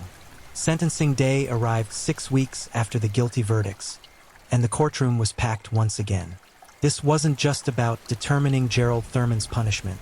though that was certainly part of it. This was about giving voice to everyone his crimes had impacted, about forcing an entire system to witness the consequences of its failures. Judge Henderson had reviewed victim impact statements submitted by Tracy Walker's family and by the survivors of Thurman's other attacks. Now she would hear from them directly before imposing sentence. Michigan law allowed for victim impact testimony in capital cases, and she'd made clear she intended to listen carefully before determining Thurman's fate. Elijah Wanda Walker was the first to speak. She'd carried herself with remarkable strength throughout the trial, but now, facing the man who'd murdered her daughter, the full weight of her grief showed. She gripped the podium with both hands, her prepared statement shaking between trembling fingers. "Tracy was my baby," she began, her voice cracking. "My youngest child. She was funny and kind and so full of life. She loved music. She loved her friends. She had dreams of going to college, of making something of herself. You took all of that away." She looked directly at Thurman, forcing him to meet her gaze. "You didn't just kill my daughter. You tortured her. You terrified her. You made her final moments on this earth a nightmare. And then you threw her away like she was nothing, like her life meant nothing, like she was garbage to be buried and forgotten." Tears streamed down Elijah Wanda's face, but her voice grew stronger, fueled by righteous fury. "But she wasn't nothing. She was everything to us. And I want you to spend every single day of your miserable life remembering what you did. I want you to rot in prison. I want you to die there. And I hope, I pray, that somewhere there's justice waiting for you beyond this world, because what you did deserves more punishment than this court can give." The courtroom was silent except for muffled sobs from Tracy's relatives. Elijah Wanda stepped down, supported by family members who wrapped her in embraces. Regina Thomas spoke next, recounting how Thurman's assault had derailed her life, how she'd struggled with PTSD and trust issues, how she'd lost jobs because panic attacks made her unreliable. "You broke something in me that never fully healed," she told him. "But I survived. Tracy didn't. You made sure of that." Denise Gordon, Lakeisha Brown, Michelle Harris. Each survivor took their turn, transforming abstract statistics into human stories of trauma and resilience. Their combined testimony painted a picture of devastation rippling outward from Thurman's crimes, touching not just his victims but their families, their communities, everyone who trusted the badge he'd worn. The prosecution recommended life without parole. Riley, in a last-ditch effort, argued for some possibility of eventual release, claiming Thurman deserved a chance at redemption. The suggestion drew audible gasps of anger from the gallery. Judge Henderson silenced the courtroom with a look. She'd heard enough. "Mr. Thurman," she said, her voice like steel, "you were entrusted with a badge and the authority that comes with it. Citizens are taught from childhood to trust police officers, to see them as protectors. You exploited that trust in the most horrific ways imaginable. You used your position to hunt vulnerable women. You assaulted them. And when Tracy Walker had the misfortune of accepting a ride from you, you murdered her." She paused, reviewing documents before her. "I've read the victim impact statements. I've heard testimony about the lives you've destroyed. And I've reviewed your criminal history, or rather, the lack thereof, because the Detroit Police Department failed for years to properly investigate complaints against you. That institutional failure doesn't excuse your actions, but it does highlight how you were enabled to become increasingly dangerous." Judge Henderson leaned forward, her expression grave. "This court finds no mitigating circumstances that would justify anything less than the maximum penalty. Gerald Marcus Thurman, I hereby sentence you to life imprisonment without the possibility of parole for the murder of Tracy Walker. Additionally, I impose consecutive sentences totaling 75 years for your convictions on charges of kidnapping, sexual assault, and abuse of authority." She let the weight of those words settle. "You will die in prison, Mr. Thurman. You will never again walk free. You will never again have the opportunity to harm another human being. And perhaps, in the decades you have left, you might find some small measure of the humanity you so clearly lacked when you committed these atrocities. This court is adjourned." The gavel fell with a sharp crack that echoed through the chamber like a gunshot. Thurman was led away in shackles, his face finally showing emotion. A twisted mixture of rage and disbelief, as though some part of him had genuinely believed his badge would save him even now. The courtroom erupted in applause, bailiffs making only token efforts to restore order. Tracy Walker's family embraced, crying tears that mixed grief with relief. Justice had been served, even if it could never bring Tracy back. But the story didn't end with Thurman's sentencing. His conviction had ripped open wounds in the Detroit Police Department that couldn't be ignored or bandaged over with press releases and empty promises of reform. The public demanded accountability not just for the individual monster, but for the system that had protected him. Federal investigators had already begun examining the department's handling of complaints against Thurman. What they discovered was damning enough to trigger a comprehensive civil rights investigation. The pattern was undeniable. Complaints against officers, particularly those involving sexual misconduct, were routinely minimized, buried, or dismissed. Internal Affairs operated more as a protection racket for bad cops than as a genuine accountability mechanism. Supervisors who'd reviewed and rejected complaints against Thurman faced their own investigations. Several were forced to resign. Others were demoted. The head of Internal Affairs during Thurman's tenure was fired. His pension stripped amid revelations that he'd personally dismissed multiple complaints despite clear red flags. Civil lawsuits followed, filed by Tracy Walker's estate and by Thurman's surviving victims. The city of Detroit faced financial ruin. Millions of dollars in settlements paid out to women who'd been failed by the institution meant to protect them. Insurance carriers balked at the payouts. Budget meetings became contentious battles between fiscal responsibility and moral obligation. But money couldn't fix what was broken. The Detroit Police Department needed structural reform, needed a cultural shift that would prioritize accountability over institutional loyalty. Under pressure from federal oversight, the department implemented sweeping changes. A new early warning system was designed to flag officers with multiple complaints, ensuring patterns couldn't be ignored. Complaint investigations were handed to an independent civilian review board with real teeth, the power to recommend terminations, to override department decisions, to publish findings publicly. Officers received mandatory training on recognizing and reporting misconduct among colleagues, with protections for whistleblowers who broke the blue wall. Body cameras became mandatory for all patrol officers, the footage stored independently and reviewable by civilians. Sexual assault complaints were automatically referred to outside agencies, removing the department's ability to self-investigate such serious allegations. And perhaps most significantly, the entire culture around complaints shifted. They were no longer viewed as attacks on the institution, but as opportunities to identify and remove dangerous officers before they could cause greater harm. These reforms didn't happen smoothly. Police unions fought back, claiming the changes unfairly targeted officers and made impossible work conditions. Conservative politicians railed against anti-police sentiment and defended the vast majority of officers who served honorably. Some cops resigned rather than work under the new oversight, claiming they couldn't do their jobs when constantly monitored.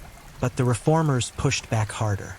Community activists, led in part by Elijah Wanda Walker, who'd become a powerful voice for change, organized rallies and town halls. They shared stories of police misconduct that had gone unpunished, of complaints that disappeared into bureaucratic black holes, of a system so broken it had literally enabled a serial predator to wear a badge while hunting. The media kept the pressure on, running investigative pieces about other questionable cases, other complaints that had been dismissed, other officers with troubling patterns. The Detroit Free Press won a Pulitzer Prize for their multi-part series Predators in Blue, which examined police sexual misconduct across Michigan and found systemic failures in multiple departments. Nationally, Tracy Walker's case became a rallying cry for police reform movements. Her story was cited in congressional hearings about qualified immunity and police accountability. Her photograph appeared on protest signs alongside other victims of police violence. Documentaries were produced, books were written. Her name became synonymous with the urgent need for systemic change. Thurman himself largely disappeared from public consciousness after his sentencing, warehoused in a maximum security prison where he was kept in protective custody. Even among criminals, cops who harm women occupy the lowest rung. Occasional news stories reported on his appeals, all of which were rejected. He granted no interviews, made no statements, offered no apologies. Whatever capacity for remorse he might have possessed remained locked away, inaccessible or perhaps simply non-existent. His victims worked on healing, though that word felt inadequate for the lifelong process of recovering from such trauma. Regina Thomas became an advocate, speaking at police academies about what officers needed to watch for in their colleagues. Denise Gordon wrote a memoir about survival and resilience that became a bestseller. Each woman found her own path forward, though none would claim the journey was easy or complete. For Tracy Walker's family, life became a bifurcation of before and after. Before December 22, 2002, when Tracy was alive and their world was intact, and after, when grief colored everything. Elijah Wanda channeled her pain into activism, establishing the Tracy Walker Foundation to support families of missing persons and to advocate for police accountability. The foundation provided resources that she desperately needed during those dark months, when Tracy was missing and authorities seemed indifferent. On the anniversary of Tracy's death each year, a memorial was held at the site where her body had been discovered. The abandoned house had been demolished, replaced by a small park that the city named in Tracy's honor. Her family planted a tree there, a living memorial that grew stronger each year, its branches reaching skyward like prayers or promises or defiant declarations that she would not be forgotten. The park became a gathering place for families of other victims, a community built from shared tragedy and stubborn hope. They held vigils for the missing. They organized searches when someone disappeared. They pressured authorities to investigate thoroughly, to take each case seriously, to remember that every missing person was somebody's daughter, somebody's sister, somebody worth finding. 5 years after Thurman's conviction, the Detroit Police Department published a comprehensive report on the reforms that had been implemented and their measurable impacts. Complaints of officer sexual misconduct had decreased by 70%, not because fewer were occurring, but because the ones that did occur were being caught and addressed swiftly. Officers with troubling patterns were identified and removed before they could escalate. The culture was slowly, painfully changing, but advocates warned against complacency. Reform wasn't a destination, but an ongoing process requiring constant vigilance. Other Gerald Thurmans existed in police departments across the country, protected by the same institutional failures, enabled by the same cultural problems. Tracy Walker's case had shone a spotlight on these issues, but spotlights move on. The real work was maintaining accountability even when media attention faded, even when the public moved on to other concerns. 10 years after Tracy's murder, a journalist interviewed Elijah Wanda for a retrospective piece. The intervening decade had added gray to her hair and deeper lines to her face, but her eyes still held fierce determination. "People ask me if I have closure," she said. "I tell them closure isn't real. Tracy is still gone. Nothing changes that. But what I do have is purpose.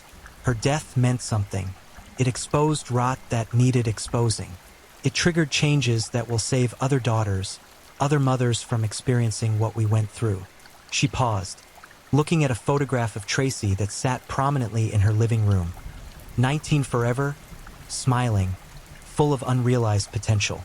"I think about who she would have become if he hadn't killed her, what she would have accomplished, the life she would have lived.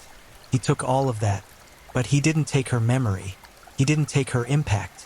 Tracy's story is still saving lives, still pushing for justice, still mattering. That's what I hold onto on the hardest days." Gerald Thurman remained imprisoned, his appeals exhausted, his notoriety faded. He was no longer the monster dominating headlines, but just another aging inmate serving a life sentence, his crimes receding into history alongside thousands of other horrors. But the survivors he'd left in his wake continued their lives, carrying scars but refusing to be defined solely by what he'd done to them. And Tracy Walker's legacy lived on. In reformed policies, in memorial parks, in foundation work, in families who received the support and attention they needed when someone went missing. Her death had been a tragedy, but her story had become a catalyst. Sometimes justice requires sacrifice, requires someone's loss to reveal systemic failure so profound that it can no longer be ignored. The monster had been caught. The system had been exposed. Reforms had been implemented, though the work was far from finished.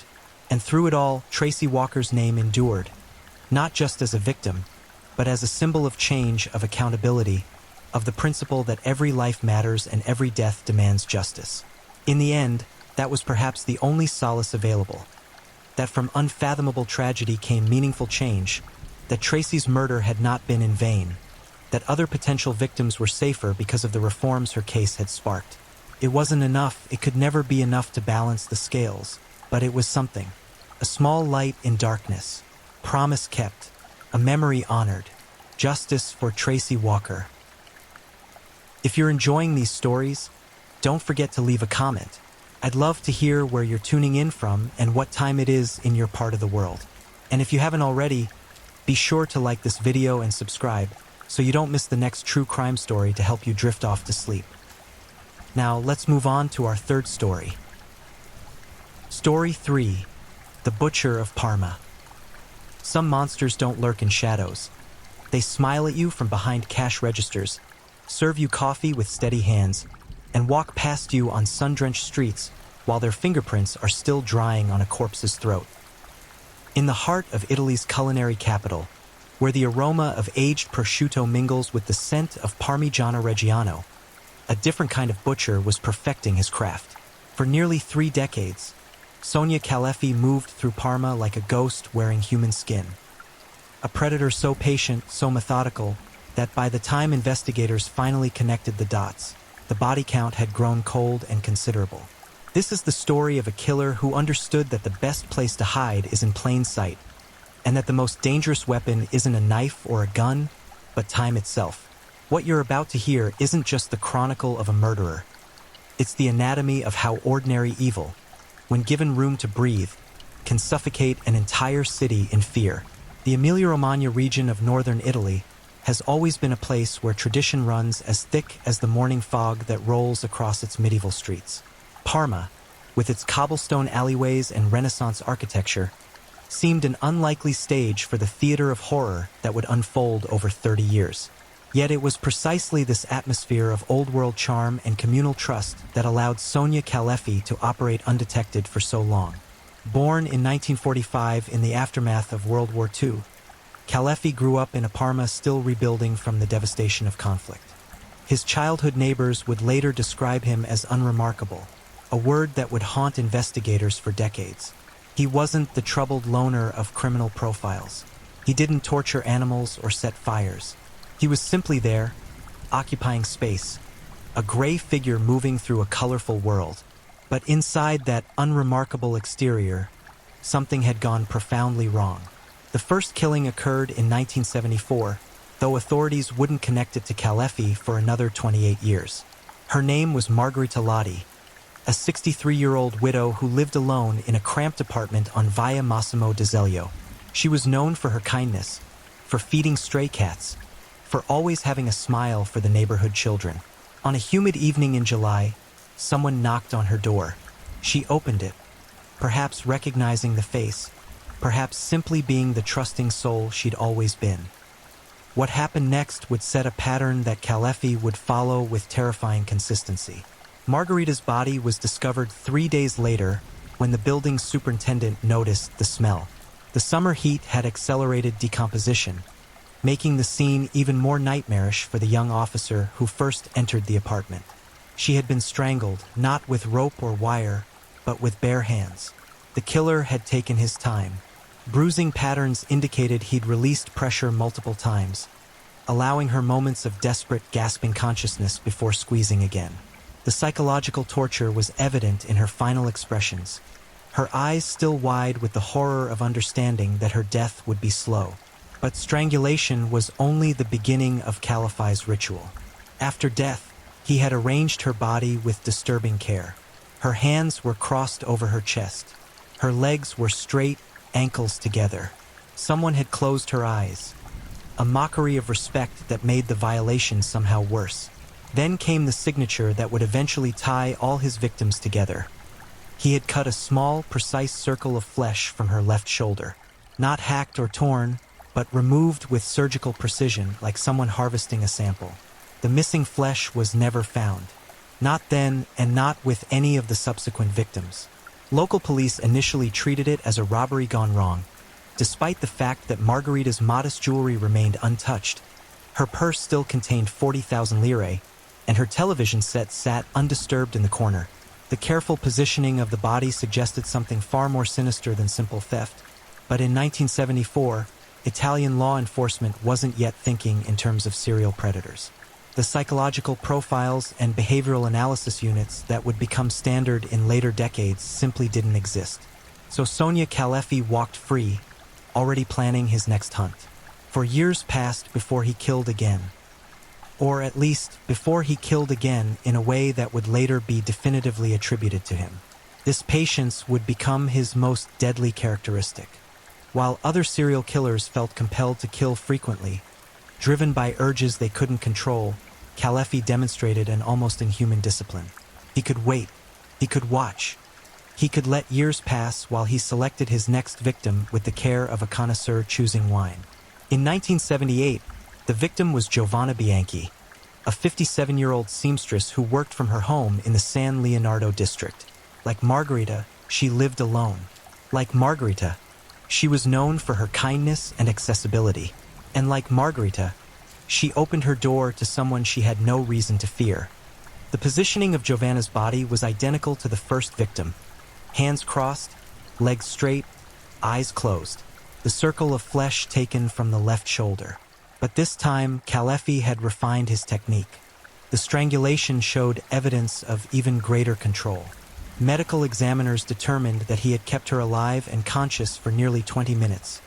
Repeatedly bringing her to the edge of death before allowing her to breathe again. 20 minutes of knowing she was going to die. 20 minutes of looking into the face of her killer. 20 minutes of unimaginable terror. The apartment showed no signs of forced entry. Nothing was stolen. There was no sexual assault, a fact that puzzled investigators who still operated under the assumption that such intimate violence must have a sexual component. They were looking for passion where there was only cold, calculated sadism. They were looking for chaos where there was only terrible order. Again, no connection was made to the Lottie case 4 years earlier. Different neighborhoods, different investigating officers, and no centralized database to flag the similarities. Kalefi had counted on the fragmentation of the Italian police system with its various jurisdictions and competing agencies. He understood that bureaucracy could be as effective as darkness for concealing his work. Throughout the 1980s, the murders continued with that same measured pace. Anna Rossi in 1981, strangled in her home, flesh removed from her shoulder. Lucia Ferrara in 1984, same method, same signature. Claudia Monti in 1987, the pattern repeated with mechanical precision.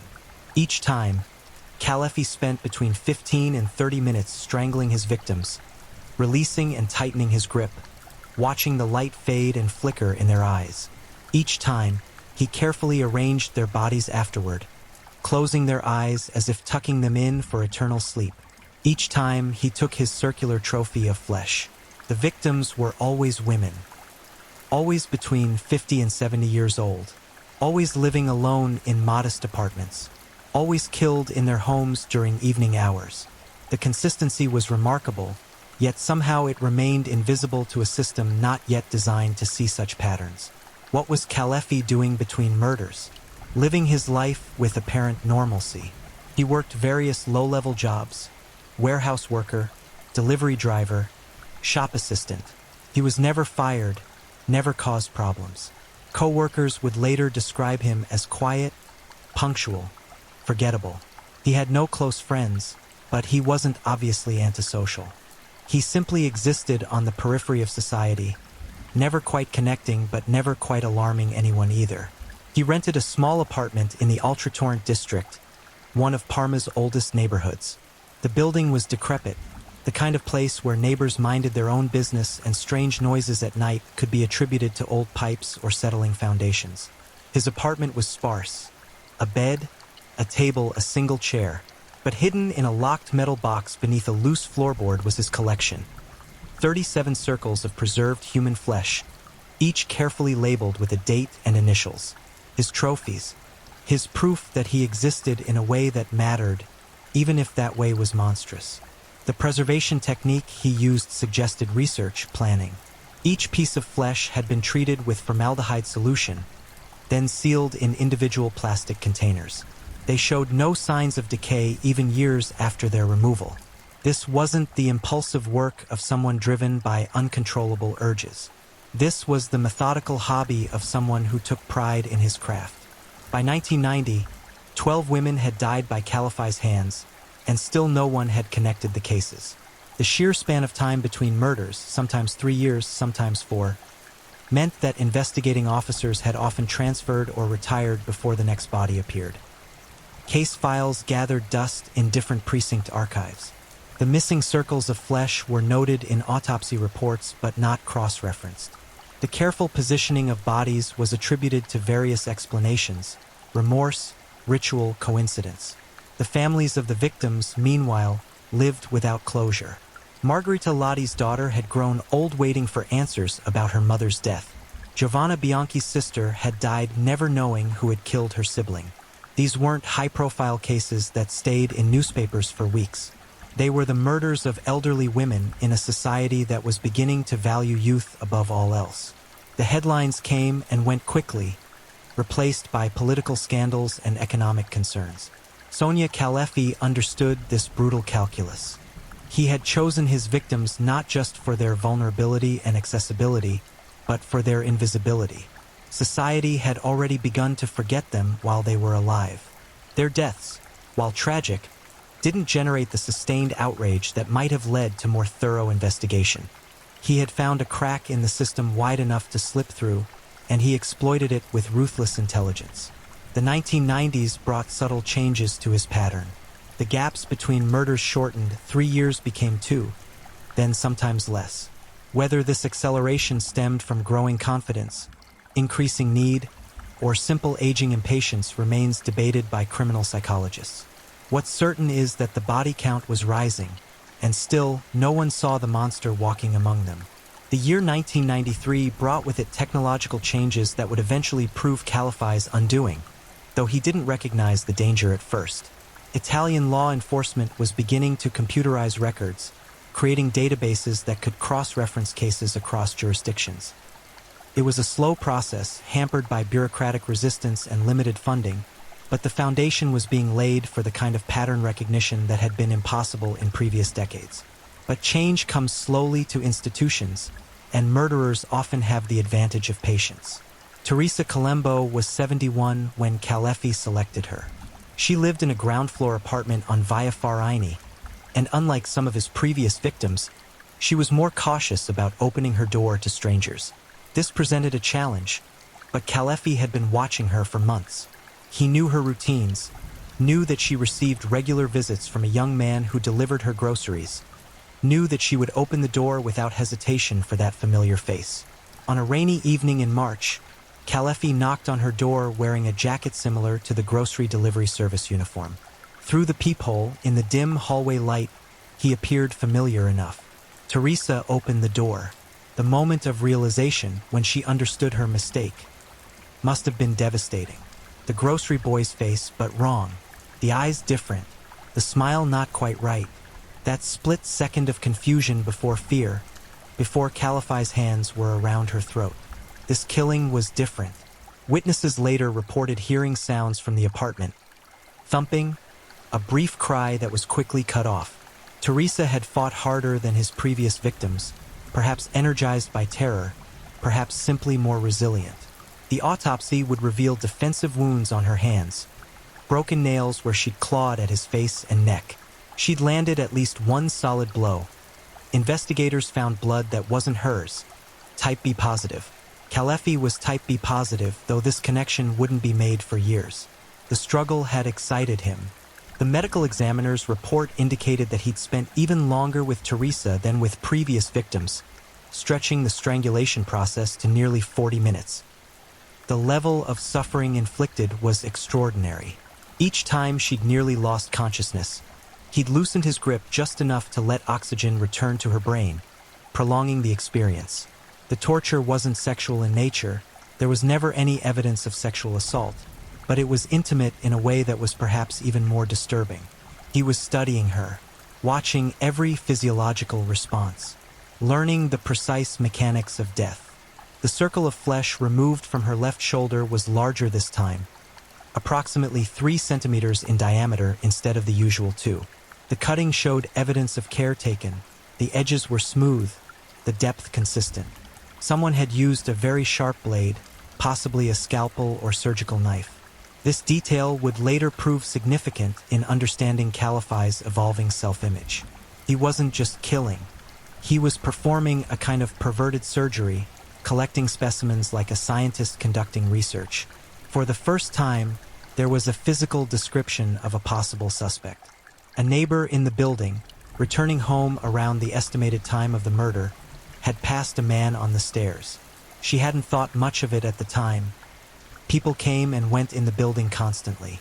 But when questioned by police, she remembered him as ordinary looking. Average height, average build, clean but not particularly well-groomed. Somewhere between 40 and 50 years old. The description could have matched thousands of men in Parma, but it was more than investigators had before. A police sketch artist worked with the witness, producing a generic rendering that appeared in local newspapers. Sonia Calefi saw his own face, rendered in charcoal approximation, staring back at him from a newspaper someone had left on the bus. His first reaction, according to psychological profilers who would later analyze his statement, was pride. He'd been noticed. He'd become important enough to merit a drawing, an investigation with resources behind it. For someone whose entire existence had been defined by being overlooked, this must have felt like validation. But the sketch led nowhere. Tips poured in, as they always do when the public is invited to participate in an investigation. Each one had to be followed up, each one consumed investigative hours. The man in the drawing was someone's ex-husband, someone's strange neighbor, someone's estranged brother. None of them were Sonia Calefi, who continued his invisible existence, going to work, coming home, living his double life with the ease of long practice. 15 months later, he killed again. Eleonora Ricci, 68, lived alone in the San Lazzaro district. Her murder followed the established pattern exactly: strangulation, positioning, the removed circle of flesh. But this time, Calefi made his first significant mistake. In his growing confidence, perhaps in his pride at having evaded capture for so long, he'd become slightly careless. A single hair, not belonging to the victim, was found clutched in Eleonora's hand. DNA analysis was still in its infancy in Italy in 1994, expensive and not yet standard procedure for all murders. But this case, coming so soon after Teresa Colombo's murder and bearing such striking similarities, received more scrutiny. The hair was preserved, catalogued, and stored in an evidence locker where it would wait 8 more years before technology and circumstance would give it meaning. The murders continued into the late 1990s with almost metronomic regularity. Francesca Moretti in 1996, Daniela Conti in 1998. Each death a repetition of the same terrible script. Each body bearing the same marks of prolonged suffering. Each home violated in the same methodical way. And each time, Sonia Calefi walked away undetected, carrying his small trophy of flesh. By 1999, even without official acknowledgement of a serial killer, rumors were spreading through Parma's elderly female population. Women who lived alone began installing additional locks, became more cautious about opening doors, organized buddy systems where they would call each other daily. The fear was diffuse, not yet focused on a single predator, but it was real. Parma's grandmothers were sleeping less soundly, jumping at unexpected knocks. Calefi noticed the change. Breaking into apartments was becoming more difficult. Women were more suspicious, quicker to call police about suspicious men in their buildings. His hunting had to become even more sophisticated. He began posing as utility workers, claiming to need access to check meters or repair lines. He forged convincing identification badges, stole uniforms from actual utility companies. The preparation for each kill now took months instead of weeks. In 2000, he claimed his 20th victim, though this is the official count based on murders that could be definitively proven. Some investigators believe the real number may be higher, that there are victims from his early years, perhaps in other cities, who were never connected to his pattern. Maria Santoro, 69, was found in her apartment with the now familiar positioning, the missing circle of flesh. But this time, something was different. There was a witness, a real one. Not someone who'd glimpsed a forgettable man on stairs, but someone who'd had a brief conversation with him. The building's caretaker had encountered a man claiming to be from the water company, needing access to check a leak. He'd seemed legitimate, had the uniform, the identification badge, the official demeanor. The caretaker had let him into the building, even pointed him toward Maria Santoro's apartment. When Maria's body was discovered the next day, the caretaker's description provided the most detailed profile yet of the killer. Male, approximately 55 years old. About 170 centimeters tall. Thin build but not emaciated. Graying hair, receding at the temples. Clean shaven. Glasses with metal frames. Voice described as soft, polite, cultured. No distinctive marks or features. Still ordinary. Still forgettable. But more details than before. This improved description led to a breakthrough, though not immediately. A detective named Alessandro Russo, newly assigned to the case, began reviewing all unsolved murders of elderly women in Parma going back 25 years. It was tedious work, reading through decades of case files, but Russo was methodical. He created a spreadsheet, one of the first times such technology was used in Italian criminal investigation, listing every relevant case with its characteristics. The pattern emerged like a photograph developing in chemical solution. Same victim profile, same method, same post-mortem posing, same missing flesh, case after case going back to 1974. 20 confirmed murders, possibly more if you included cases where bodies had been too decomposed to determine if flesh had been removed. A quarter century of killing, and this was the first time anyone had assembled the complete picture. Russo's revelation should have led to immediate action, but bureaucracy and ego got in the way. The cases belonged to different jurisdictions, different commanding officers.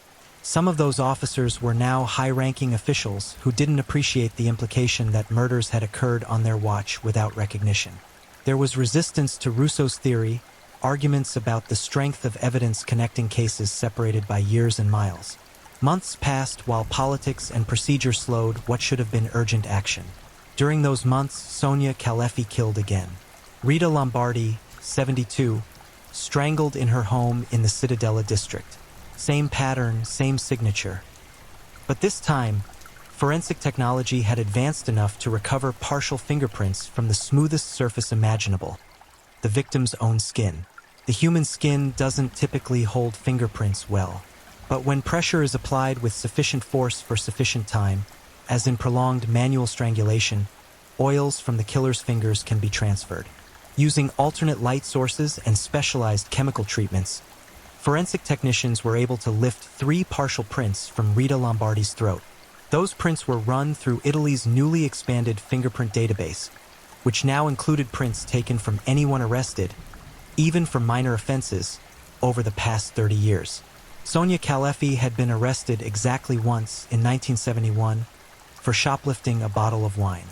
He'd paid a small fine, served no time, and forgotten about the incident.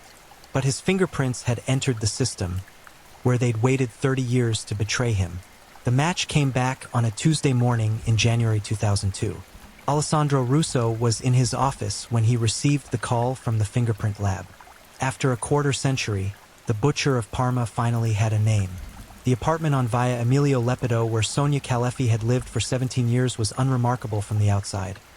A 4-story building with peeling ochre paint, metal shutters gone rusty at the edges, the kind of place where rent stayed cheap because nobody wanted to invest in improvements. Inside, other tenants described Calefi as the perfect neighbor. Quiet, punctual with rent, never complained. The kind of man you'd pass in the hallway without really seeing.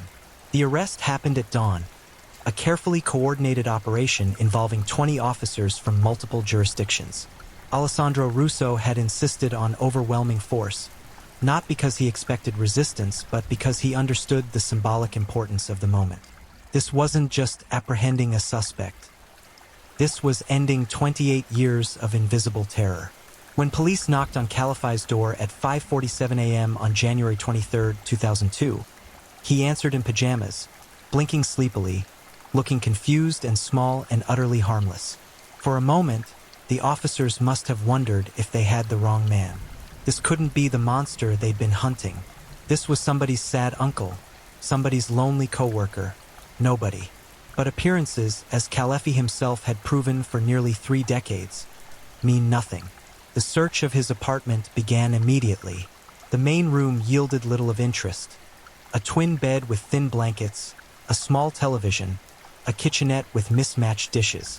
Books lined a sagging shelf, mostly cheap mysteries and technical manuals about anatomy.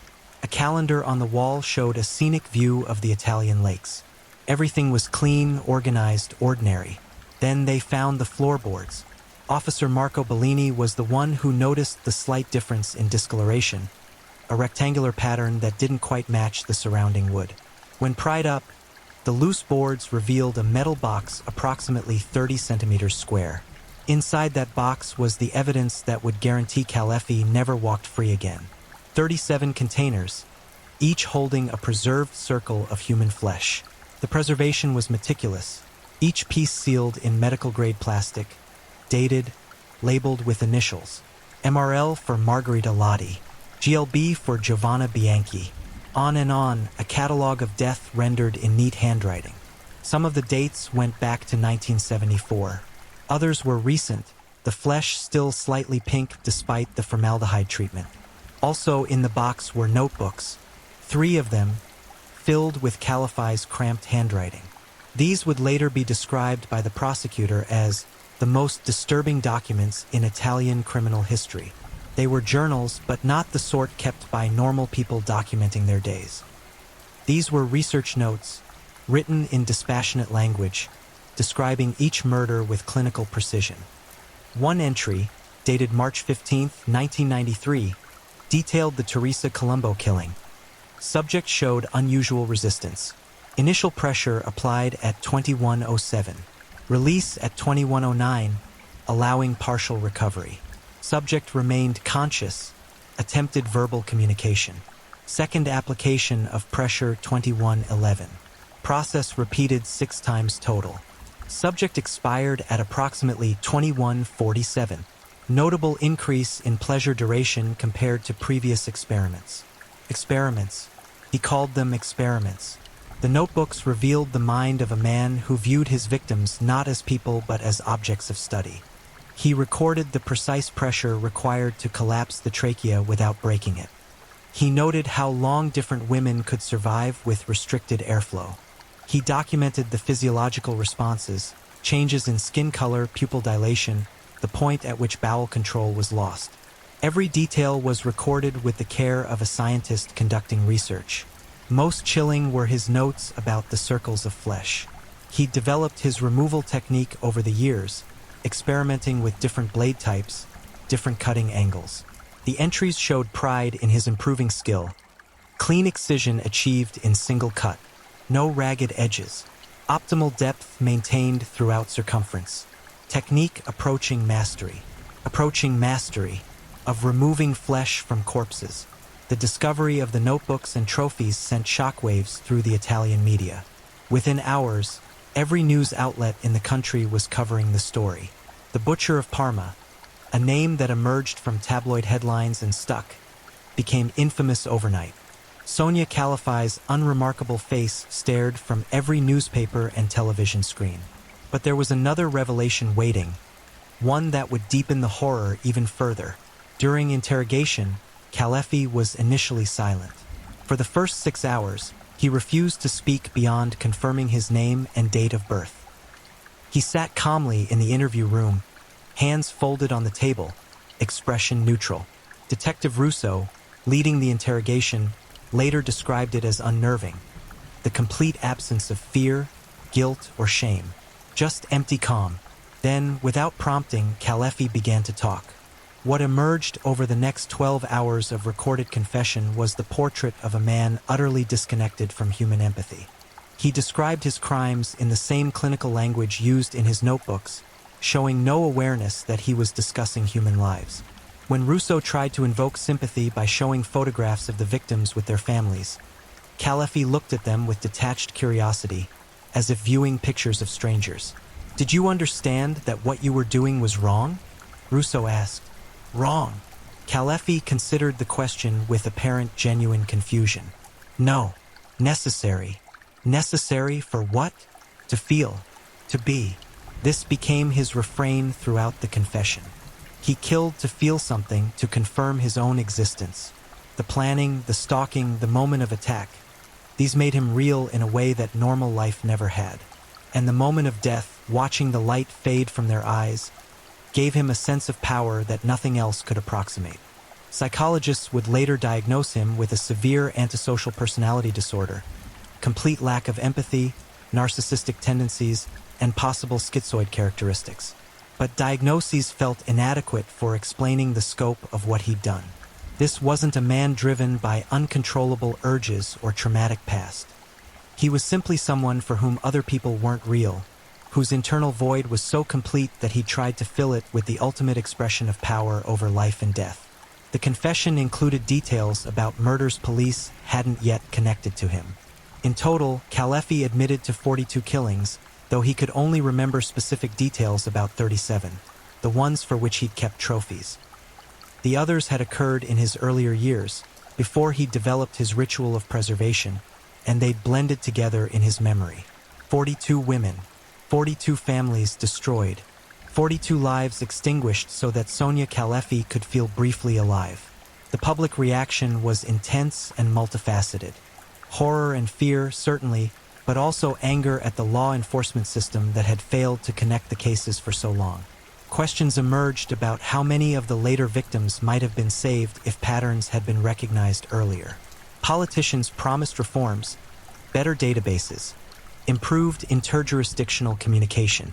The families of the victims filed lawsuits against various police departments, seeking accountability for decades of missed connections.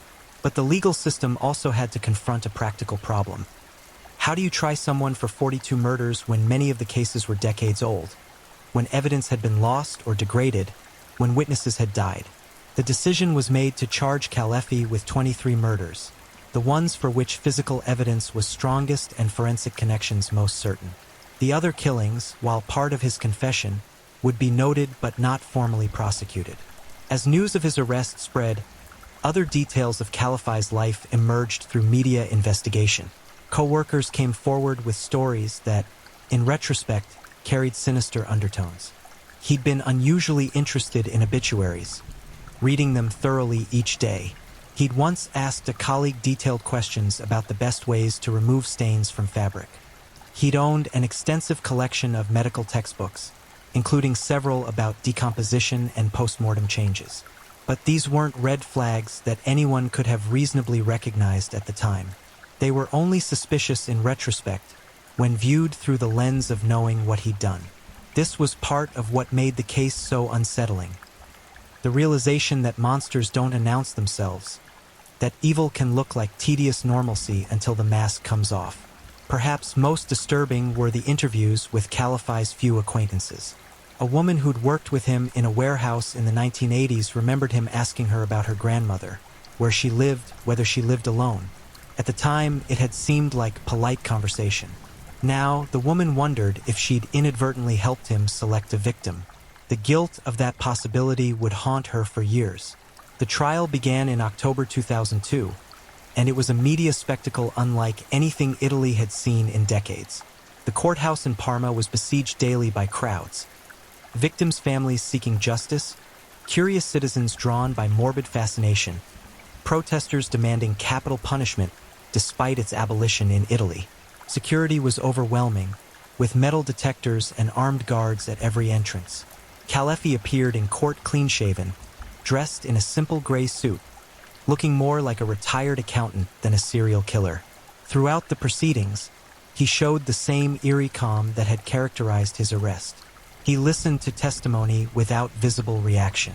When photographs of his victims, alive, smiling, surrounded by loved ones, were displayed, he regarded them with mild interest, nothing more.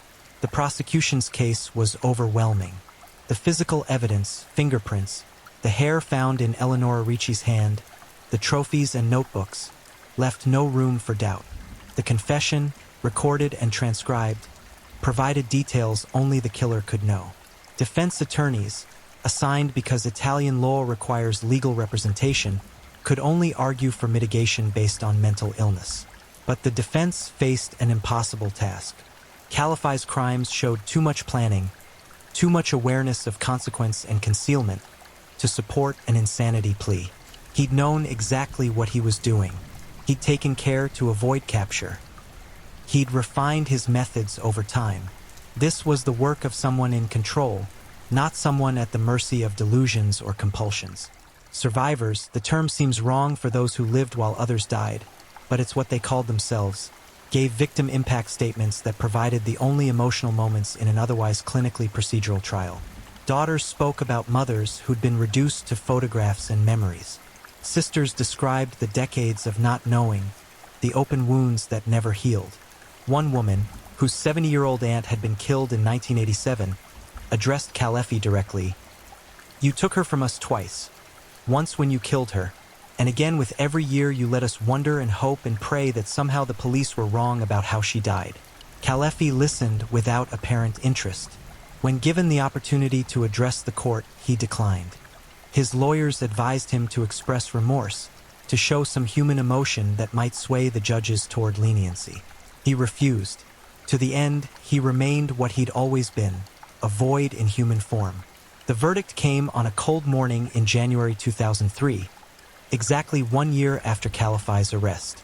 The courthouse was packed beyond capacity, with overflow crowds watching on screens set up in the piazza outside. When the presiding judge began reading the decision, the room fell into absolute silence. Guilty, 23 counts of first-degree murder. The judges had deliberated for 2 days, though in truth the verdict was never in doubt. The evidence was too overwhelming, the confession too detailed. What they debated was sentencing. Italy had abolished the death penalty in 1947, making life imprisonment the harshest available punishment. But even life imprisonment comes in gradations. Some sentences allow for eventual parole, others include solitary confinement, still others permit no chance of release. Sonia Calefi received the harshest sentence possible under Italian law. Life imprisonment with daytime solitary confinement, no possibility of parole, and psychiatric evaluation every 6 months to ensure he remained incarcerated. The sentence essentially guaranteed he would die in prison, alone, denied the human contact he'd proven he couldn't be trusted with. As the sentence was read, Calefi showed his first visible emotion. Not remorse or fear, but something that looked almost like satisfaction. Later analysis by criminal psychologists suggested that even this, the public recognition of his crimes, the acknowledgement of what he'd accomplished, provided him with a form of validation. He'd spent his life being nobody. Now he was somebody, even if that somebody was a monster. The victims' families had mixed reactions to the verdict. Some wept with relief that justice had finally arrived. Others expressed anger that execution wasn't possible, that Calefi would live out his days at taxpayer expense. A few, the ones most broken by decades of uncertainty, seemed simply exhausted, as if the verdict was just another hollow milestone in an endless journey of grief. But the trial's end didn't close the book on the case. Too many questions remained unanswered. Investigators continued working to identify all of Calafai's victims. The 42 he'd confessed to in broad terms had to be matched to specific unsolved cases. Some of the earlier murders had occurred in cities other than Parma, Bologna, Medina, Reggio Emilia, before Calefi had settled into his long residency. Police departments across northern Italy began reviewing their cold cases, looking for murders of elderly women that matched his pattern. By 2005, 38 victims had been definitively identified and matched to Calefi. The other 4 remained speculative, cases where the evidence had degraded beyond certainty or where bodies had been too decomposed to confirm his signature removal of flesh. Those families would never have complete certainty, would always live with that small margin of doubt. The psychological examination of Calefi continued throughout his imprisonment at Parma's maximum security facility. Psychiatrists and criminal psychologists sought to understand what had created such a complete absence of humanity. His childhood was exhaustively examined, interviews with surviving relatives, analysis of school records, reconstruction of his early years. What they found was frustratingly ordinary. No history of abuse. No trauma that might explain his evolution into a killer. His parents had been working class but not impoverished, strict but not cruel. He'd been an unremarkable student, neither brilliant nor struggling. No one remembered him being bullied or isolated, but equally, no one remembered him having close friends. He'd simply been there, taking up space, leaving no impression. One psychiatrist, Dr. Elena Marchetti, who interviewed Kalefi extensively over 3 years, published a controversial paper suggesting that some individuals are born with such profound deficits in empathy and emotional connection that no environmental factor can explain their development. She argued that Kalefi represented an extreme case of what she termed primary psychopathy, someone for whom other people simply didn't register as real. The theory was debated hotly in academic circles. It challenged comfortable assumptions that monsters are made, not born, that somewhere in every killer's history is a moment of creation when innocence transforms into malevolence. Kalefi's case suggested something more disturbing, that sometimes evil simply exists, unexplained and perhaps unexplainable. In prison, Kalefi maintained his eerie composure. Guards reported that he never caused problems, followed all rules precisely, and existed in his cell with apparent contentment. He read constantly medical texts, history books, true crime accounts. When Dr. Marchetti asked if he felt remorse, he considered the question seriously before responding. "I understand intellectually that I should feel something about what I did, but I don't. It would be like asking me to feel guilty about breathing." This absence of remorse troubled those who believed in the possibility of rehabilitation. How do you reform someone who doesn't believe they've done anything requiring reform? The psychiatric evaluations consistently concluded the same thing. Kalefi posed an extreme danger to society if ever released, showed no capacity for change, and demonstrated complete inability to form normal human attachments. Yet even in his imprisonment, Kalefi's crimes continued to ripple outward, affecting lives in unexpected ways. In 2006, a woman named Julia Martinelli came forward with a story that had haunted her for 30 years. In 1976, when she was 19 years old, she'd been walking home late one evening through the Via Garibaldi when a man had approached her, asking if she knew where a specific address was. She'd given him directions, and he'd thanked her politely before walking away. 2 days later, she'd read about the murder of an elderly woman on that exact street. She'd gone to police with her story, but without a clear description or any real evidence connecting the man to the crime, nothing had come of it. Now, seeing Kalefi's photograph in a documentary about the case, Julia recognized him with absolute certainty. He was the man who'd asked for directions. She realized, with horrifying clarity, that she'd inadvertently helped him find his victim. The guilt had consumed her for decades, manifesting in anxiety and depression. She'd never married, never had children, convinced on some level that she didn't deserve happiness after unknowingly facilitating murder. Her story prompted others to come forward. A shopkeeper remembered selling Kalefi the metal box that had held his trophies. A pharmacy technician recalled filling his prescriptions for formaldehyde, which he'd claimed was for preserving biological specimens for amateur taxidermy. Each person carried their own burden of unknowing complicity, their own horror at having touched, however tangentially, such profound evil. The case also exposed systematic failures in Italian law enforcement that demanded reform.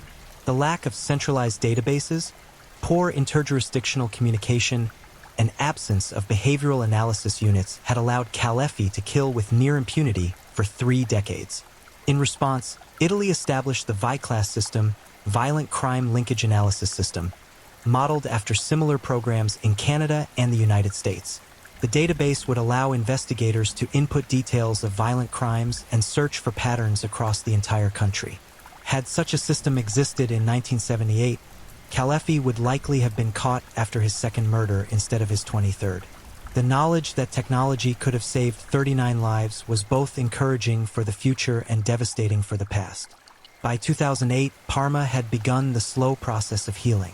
Memorial services were held for the identified victims, plaques installed at various locations around the city commemorating those who died.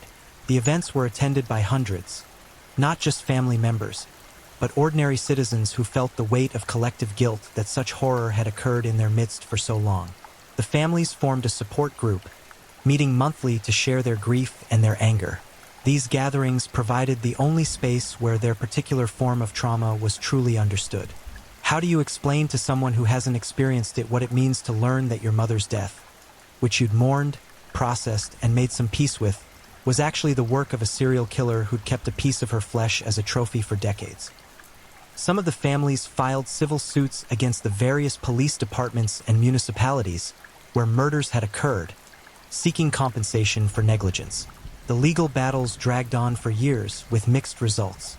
Some received settlements. Others had their cases dismissed on technicalities.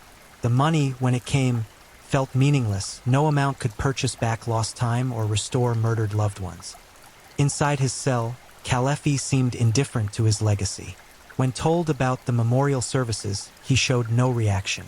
When informed that families were suing various governmental entities, he shrugged.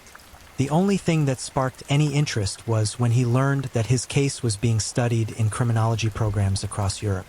This seemed to please him, the idea that he'd contributed something to the field of criminal science. Dr. Marchetti, during one of their sessions, asked him if he understood why people found his crimes so horrifying. He thought about it for a long moment before responding, "I understand the reaction intellectually. Societally, human life is assigned value. I violated that social contract repeatedly.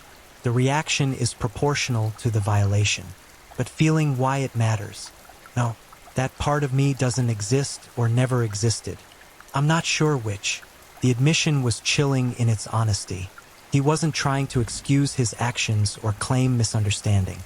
He simply acknowledged the fundamental disconnection between himself and the rest of humanity. He existed in the world but not of it, capable of mimicking normal behavior but incapable of genuine human feeling. In 2011, a documentary filmmaker named Roberto Ferretti received permission to interview Kalefi for a film about the case. The resulting documentary, The Invisible Monster, aired on Italian television to massive viewership and immediate controversy.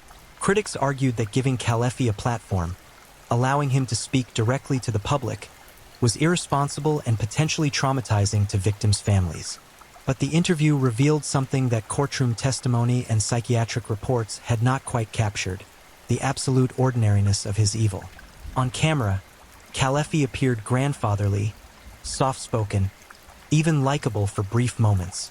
He discussed his crimes with the detachment of someone recounting a series of unfortunate events rather than atrocities. The contrast between his mild appearance and the monstrous content of his words created a cognitive dissonance that disturbed viewers more than any horror movie could. One exchange became particularly infamous. Ferretti: "When you looked into their eyes as they were dying, what did you see?" Kalefi: "Fear, of course. Panic. Biological desperation. The body's instinct to survive overrides everything else in those moments." Ferretti: "And that made you feel?" Kalefi: "Real. For those minutes, I existed in a way I otherwise didn't." The documentary sparked renewed debate about the death penalty in Italy, with conservative politicians using Kalefi's case to argue for its reinstatement. Progressives countered that state-sanctioned killing would reduce society to the killer's level. The debate raged in newspapers and television programs for months before other issues pushed it from public attention. The victims' families were split on the issue. Some wanted Kalefi executed, felt that his continued existence was an ongoing violation. Others opposed the death penalty on principle, despite their personal loss. A few expressed a different sentiment entirely: that death would be too easy for him, that living out his days in solitary confinement, denied the contact and stimulation that had driven him to kill, was a more fitting punishment. As years passed, Kalefi aged in his cell. By 2015, he was 70 years old, his hair completely white, his frame shrunken. Health problems began to manifest: diabetes, high blood pressure, the inevitable degradations of age. Prison medical staff treated him with professional detachment, providing necessary care while maintaining emotional distance from who and what he was. Guards who worked the cell block where he was housed reported that he seemed to fade as he aged, becoming even more of a ghost than he'd been in freedom. He spoke less, read less, spent increasing amounts of time simply sitting on his bunk, staring at the wall. Whether this represented depression, dementia, or simply the diminishment of the force that had driven him to kill was unclear. In 2017, Kalefi suffered a minor stroke that left him with a slight facial droop and some weakness on his right side. The prison hospital stabilized him, and he returned to his cell to continue serving his sentence. Some victims' families expressed disappointment that he hadn't died, that nature was being too slow in delivering final justice. But others found a strange peace in the idea of his diminishment. Margarita Lotti's daughter, now in her 70s herself, told a reporter, "Knowing that he's growing old and weak, losing control of his own body the way he took control from my mother. There's a poetry to that. He made them helpless. Now he's helpless. Maybe that's better than a quick death." The psychological literature on the case continued to expand. Kalefi's crimes became a case study in criminal psychology programs worldwide. His complete lack of empathy, his methodical approach, his ability to maintain a facade of normalcy while committing atrocities, all of it provided valuable, if horrifying, data for understanding the most extreme manifestations of antisocial personality disorder.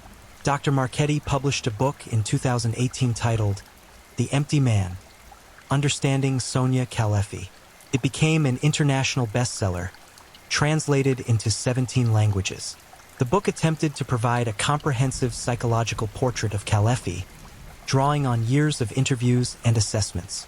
Critics accused Marchetti of glorifying a killer, of providing him with the attention and validation he craved. She responded that understanding monsters was the only way to prevent future monsters, that knowledge gained from studying Kalefi could potentially save lives. The debate highlighted an uncomfortable truth. Society wants to understand serial killers, is endlessly fascinated by them, but also feels guilty about that fascination. We want to look into the abyss to understand what creates such profound evil, but we worry that in looking, we somehow honor or validate the killers themselves. By 2020, several of the victims' family members had died. Elderly people who'd waited decades for justice received it, but still carried the wound until their own deaths. Their funerals included acknowledgement of what had been taken from them, how the murders of their loved ones had shaped entire life trajectories. Some of them had never fully recovered, had spent years in therapy, had struggled with trust and fear and anger that never quite resolved. The COVID-19 pandemic reached even into Kalefi's prison. Lockdowns became more severe, already limited contact with the outside world reduced to nearly nothing. Several prisoners and guards contracted the virus. Some died. Kalefi, now 75 and with multiple health conditions, seemed a likely victim. Some of the families quietly hoped the virus would finish what the legal system couldn't. But Kalefi survived, weathering the pandemic in his cell with the same eerie calm that had characterized his entire incarceration. When the worst of the pandemic passed and some normalcy returned, he remained, a diminished but still living reminder of what had happened in Parma all those decades ago. In late 2023, Kalefi's health began to fail more seriously. The prison medical staff diagnosed advanced kidney disease, likely related to his diabetes. Treatment options were limited given his age and other health problems. The prognosis was measured in months, perhaps a year at most. News of his declining health reached the victims' families. Some expressed satisfaction that natural death was approaching. Others felt cheated, wanting him to suffer more, longer. A few surprised themselves by feeling nothing at all. The man who destroyed their lives had become so diminished, so irrelevant, that even his approaching death couldn't stir strong emotion. Alessandro Russo, the detective who'd finally connected the cases and brought Kalefi to justice, was now retired. When contacted by journalists for comment on Kalefi's condition, he offered a perspective shaped by 2 decades of reflection. "We caught him. We proved what he did. He'll die in prison, having spent more years incarcerated than he spent killing. That's as close to justice as the world allows." Some crimes are too large for punishment to ever feel adequate. You accept what you can achieve and try to make peace with what you can't. As of early 2024, Sonia Kalefi remained alive, confined to the prison medical wing, his body failing in increments. He no longer received psychiatric evaluation. What was the point? He would never be released. Understanding him further would change nothing. He'd become what he'd always been in life. Invisible, unremarkable. A shadow waiting to fade completely. The city of Parma moved on, as cities do. New generations grew up knowing the story only as history, the horrifying tale of how a monster once walked their streets. The memorial plaques became landmarks, noticed occasionally, mostly ignored. Life continued. Births and deaths, joys and sorrows. The endless human cycle that predators like Kalefi briefly interrupted but could never permanently stop. For the families, there was no moving on in the traditional sense. You don't get over the murder of a loved one, especially not when that murder was part of a serial killer's decades-long campaign of terror. But time does its work. The sharpest edges of grief dull. Anger becomes weariness. The constant presence of trauma recedes to occasional acute pain. Some found meaning in advocacy, working to improve victim services and police databases. Others retreated into privacy, wanting no public connection to the crimes that had marked their lives. A few, particularly younger family members who'd been children when the murders occurred, chose to honor their lost grandmothers and great-aunts by living fully, by refusing to let Kalefi's evil define their entire existence. The question that haunted many who studied the case was whether Kalefi represented a unique aberration or a glimpse into something more common than society wants to acknowledge. How many other predators operate undetected, their crimes too scattered or too well concealed to reveal the pattern? How many Sonia Kalefis walk among us right now, wearing masks of normalcy while harboring voids where humanity should exist? These questions have no comfortable answers. We want to believe that monsters are rare, that evil on Kalefi's scale is exceptional. The alternative, that people capable of such horrors are more common than we know, is too unsettling to contemplate for long. What remains certain is that for 30 years, Sonia Kalefi killed with near impunity, protected by his ordinariness, by bureaucratic fragmentation, by the invisibility of his victims. 42 women died because one man was born without the capacity for empathy and chose to fill his emptiness with the ultimate expression of power, the taking of life itself. Their names deserve remembrance. Margherita Lotti, Giovanna Bianchi, Anna Rossi, Lucia Ferrara, Claudia Monti, Teresa Colombo, Eleonora Ricci, Francesca Moretti, Daniela Conti, Maria Santoro, Rita Lombardi, and the many others whose full stories may never be completely known. They were mothers, grandmothers, sisters, friends. They lived full lives before encountering Sonia Kalefi. They deserve to be remembered for more than how they died, though the manner of their deaths will forever be part of their stories. The butcher of Parma will die soon, probably within the year. When he does, some will celebrate, some will shrug with indifference, and some will feel that inadequate sense that justice, while achieved, can never truly balance such scales. The victims remain dead, the years remain stolen, the trauma remains etched into dozens of family trees. But he will die alone, denied even in death the humanity he never possessed in life. His body will be buried in an unmarked grave, his name eventually forgotten by all but scholars of crime. The women he killed will be remembered by those who loved them, their lives celebrated even as their deaths are acknowledged. In the end, that's the only victory available against such evil, to remember the victims as people, to honor their lives, and to ensure that the monster who took those lives occupies as little space in history as possible. Sonia Kalefi wanted to matter, to be real in a way he never felt while simply existing.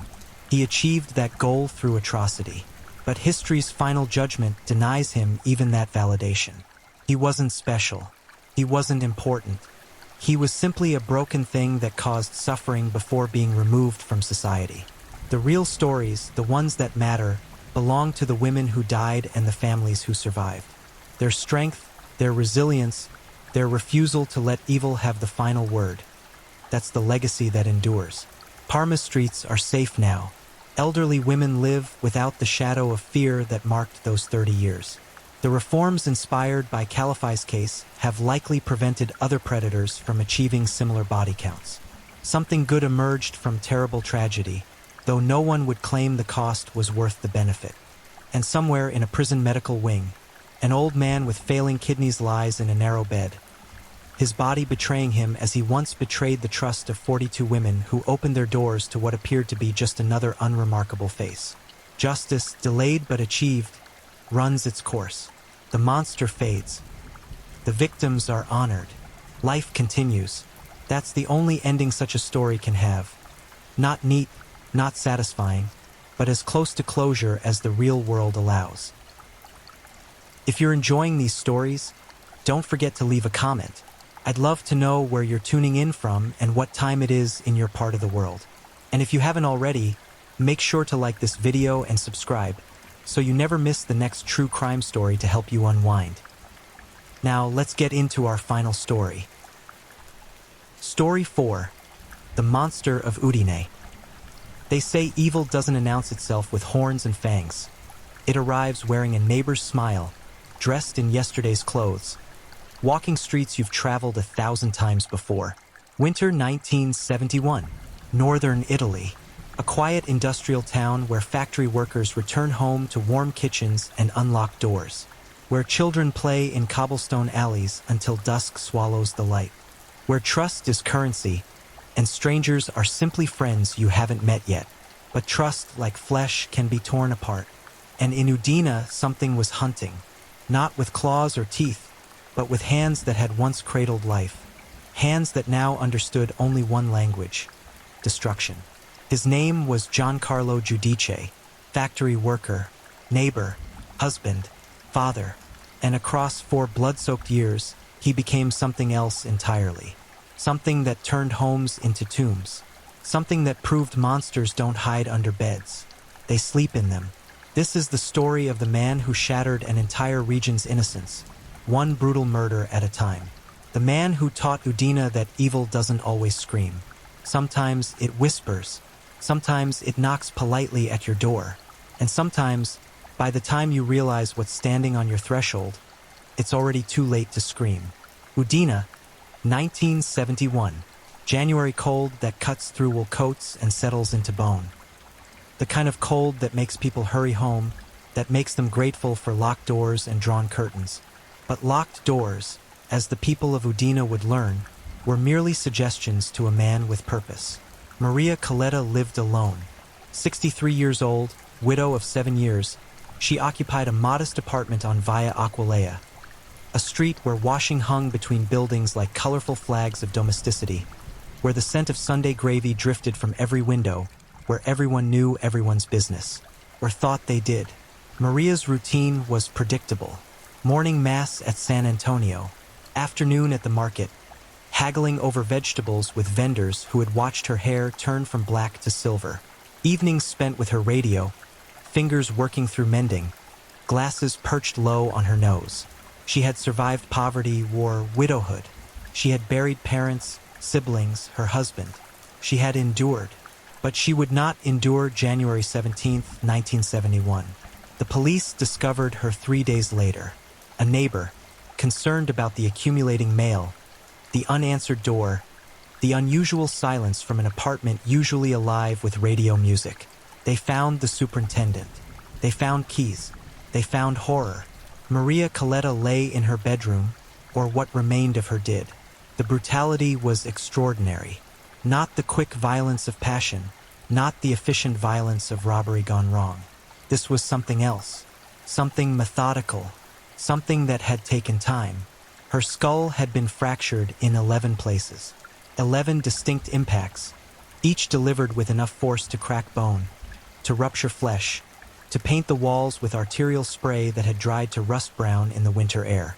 The murder weapon, a ceramic lamp from her own nightstand, lay shattered beside her, pieces mixed with fragments of bone and brain matter in a grotesque puzzle no one wanted to solve.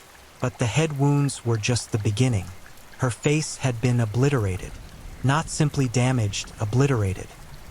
The killer had continued beating her long after death, long after any possible resistance, long after any conceivable point. Features that had smiled at grandchildren, that had weathered decades of life, had been reduced to raw meat and shattered cartilage. Her hands bore defensive wounds, broken fingers bent at impossible angles, skin torn from palms where she had tried to shield herself from the descending blows. She had been awake for it. She had fought. She had known, in those final terrible moments, that death was coming, and she had tried, God, how she had tried to stop it. The apartment showed signs of rifling. Drawers pulled open, contents scattered. A broken jewelry box, costume pieces spread across the floor like worthless treasure. Perhaps robbery had been the initial motive. Perhaps. But somewhere between entering that apartment and leaving it, something had shifted. Robbery had become rage. Theft had become slaughter. And the killer had taken his time. Blood spatter patterns suggested the attack had lasted several minutes. Several minutes of sustained, deliberate brutality. Several minutes while Maria Coletta's life drained away across her bedroom floor. Several minutes in an apartment building where neighbors lived mere feet away, separated by walls thin enough to hear television shows, arguments, lovemaking. But no one had heard her die, or if they had mistaken the sounds of murder for something ordinary. A dropped pot, moving furniture, the background noise of urban living. Udina's police force, accustomed to investigating thefts, domestic disputes, the occasional drunken brawl, found themselves staring at something unprecedented. Detective Inspectors Matteo Ferrara and Antonio Bianchi, veterans of 2 decades each, stood in that blood-painted bedroom and understood they were dealing with someone dangerous, someone unpredictable, someone who might kill again. They were right. The investigation yielded little. No fingerprints, the killer had worn gloves or wiped surfaces clean. No witnesses, no one had seen anyone suspicious entering or leaving the building. No obvious suspects. Maria had no enemies, no contentious relationships, no angry relatives waiting for inheritance. The stolen items were worthless. Costume jewelry, a small amount of cash. Nothing worth killing for, certainly nothing worth the extended brutality that had occurred in that bedroom. The theft seemed almost incidental, an afterthought, something done because robbery provided an excuse, a framework, a reason that made sense in a world where senseless violence was harder to comprehend. Weeks passed. The investigation stalled. Tips led nowhere. Leads evaporated. Udina held its collective breath, waiting for another attack that didn't come. Maybe it had been a one-time thing, investigators told themselves. Maybe the killer had been passing through. Maybe they'd gotten lucky, scared themselves with their own violence, and disappeared into the anonymous masses. But that February, hope died alongside another victim. Giuseppe Spadola was 71, a retired railway worker who had spent 40 years ensuring trains ran on time, who now spent his days at the local cafe, playing cards, arguing about football, living the earned leisure of old age. He lived alone in a ground-floor apartment on Via Procchiuso, his wife dead 5 years, his children scattered to Milan and Rome and Germany, chasing work, chasing lives. February 23rd, 1971. Giuseppe didn't appear for his regular card game. His friends, concerned, walked to his apartment. The door was closed but unlocked. They pushed it open. They wished they hadn't. Giuseppe lay in his tiny kitchen, surrounded by the modest evidence of a life simply lived. A half-eaten piece of bread, a glass of wine, still upright, miraculously unspilled despite the violence that had occurred mere inches away. The radio still playing, music continuing as if death were just another ordinary moment unworthy of acknowledgement. His head was destroyed, not damaged, destroyed. The killer had used a hammer this time, Giuseppe's own tool from his modest collection of home repair implements. The hammer had risen and fallen with metronomic regularity, crushing skull, demolishing face, continuing long past any medical or practical necessity. 23 separate impacts. 23 times the hammer descended. 23 times blood and bone and brain tissue sprayed across walls, floor, ceiling. The medical examiner would later note that Giuseppe had likely died after the 3rd or 4th blow. Everything after that was excess, rage, something that transcended murder and approached annihilation. His pockets had been turned out, a few thousand lire taken, enough for a meal, a bottle of wine, nothing more. The apartment had been ransacked, but again, nothing of value taken. An old television remained, a watch left on the nightstand, wedding rings still on Giuseppe's battered fingers. The parallels were impossible to ignore. Elderly victim living alone, extreme head trauma, minimal theft, overkill that suggested something beyond robbery, beyond even rage, something pathological. Detective Ferrara stood in Giuseppe's kitchen and felt the cold finger of understanding trace his spine. They had a serial killer. Here, in Udine, in their quiet city where the most exciting news was usually the football scores and the price of prosciutto. They had someone who killed elderly people in their homes with extraordinary brutality. Someone who took their time. Someone who enjoyed it. The city reacted with predictable horror. Newspapers screamed headlines. Elderly residents purchased locks, installed chains, refused to answer doors. The myth of Udine's safety evaporated like morning mist. Suddenly, everyone was suspicious. Every stranger was potentially deadly. Every knock at the door could be death's calling card. Police increased patrols. Officers knocked on doors, warning elderly residents, advising them to be cautious, to verify visitors, to call at any sign of trouble. Community groups formed neighborhood watches. Churches held prayer vigils. The city collectively held its breath and prayed the nightmare was over. It wasn't. It had barely begun. March brought spring and another corpse. Anna Moretti, 68, found in her Via Grisano apartment. Same pattern. Brutal head trauma. Minimal theft. Overkill that defied explanation. The murder weapon, a marble pestle from her kitchen, had been wielded with such force that pieces of it remained embedded in her skull. April. Francesco Bordolo, 75, Via Pradamano, cast iron skillet from his own kitchen used to cave in his skull. 17 separate blows. Blood spray reached the ceiling 8 feet above. May. Rosa Lunardo, 70, Via Cividale, brick from her own garden, carried inside, used to obliterate her face beyond recognition. 34 impacts. 34 times the killer raised that brick and brought it down.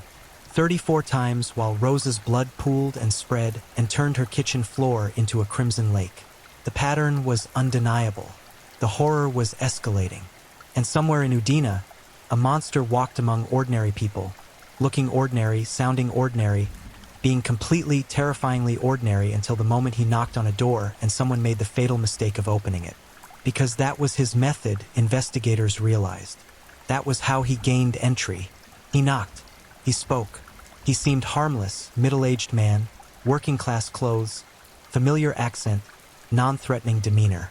And lonely elderly people, raised in a culture of hospitality, trained by decades of small-town trust, opened their doors and died for their kindness. The city transformed. Trust evaporated. Doors remained locked. Neighbors eyed each other with suspicion. Every middle-aged man became a potential suspect. Every friendly greeting became potentially sinister. Udine's social fabric, woven over centuries, unraveled in months. Police worked around the clock. Tips flooded in hundreds of calls, thousands of theories, zero useful information. The killer left no physical evidence. No fingerprints, no witnesses, no DNA. This was 1971, before genetic analysis revolutionized criminal investigation. They had only their victims, their horrible wounds, and the understanding that somewhere, someone who seemed completely normal was anything but.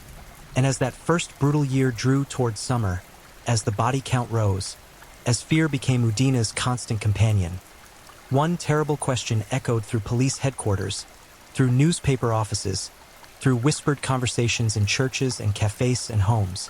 When would he stop? Could he stop? Or was this just the beginning of something far worse? The answer, as Udine would learn, was the latter, because Giancarlo Giudice was just getting started. And the nightmare that began in January 1971 would continue for years, leaving a trail of battered corpses and shattered lives that would haunt northern Italy for decades. The monster of Udine had arrived. And he was hungry. Summer 1971 brought heat that hung over Udina like a suffocating blanket, turning the city's narrow streets into sweltering corridors where air moved sluggishly and tempers frayed easily. But the heat was nothing compared to the fear that was omnipresent, thick, choking. A collective anxiety that transformed a once peaceful city into a community of terrified hermits. By June, 7 elderly residents were dead. 7 separate homes had become crime scenes. 7 families had received the devastating news that their mother, father, aunt, uncle had been murdered with almost incomprehensible brutality. And the police were no closer to identifying the killer than they had been in January.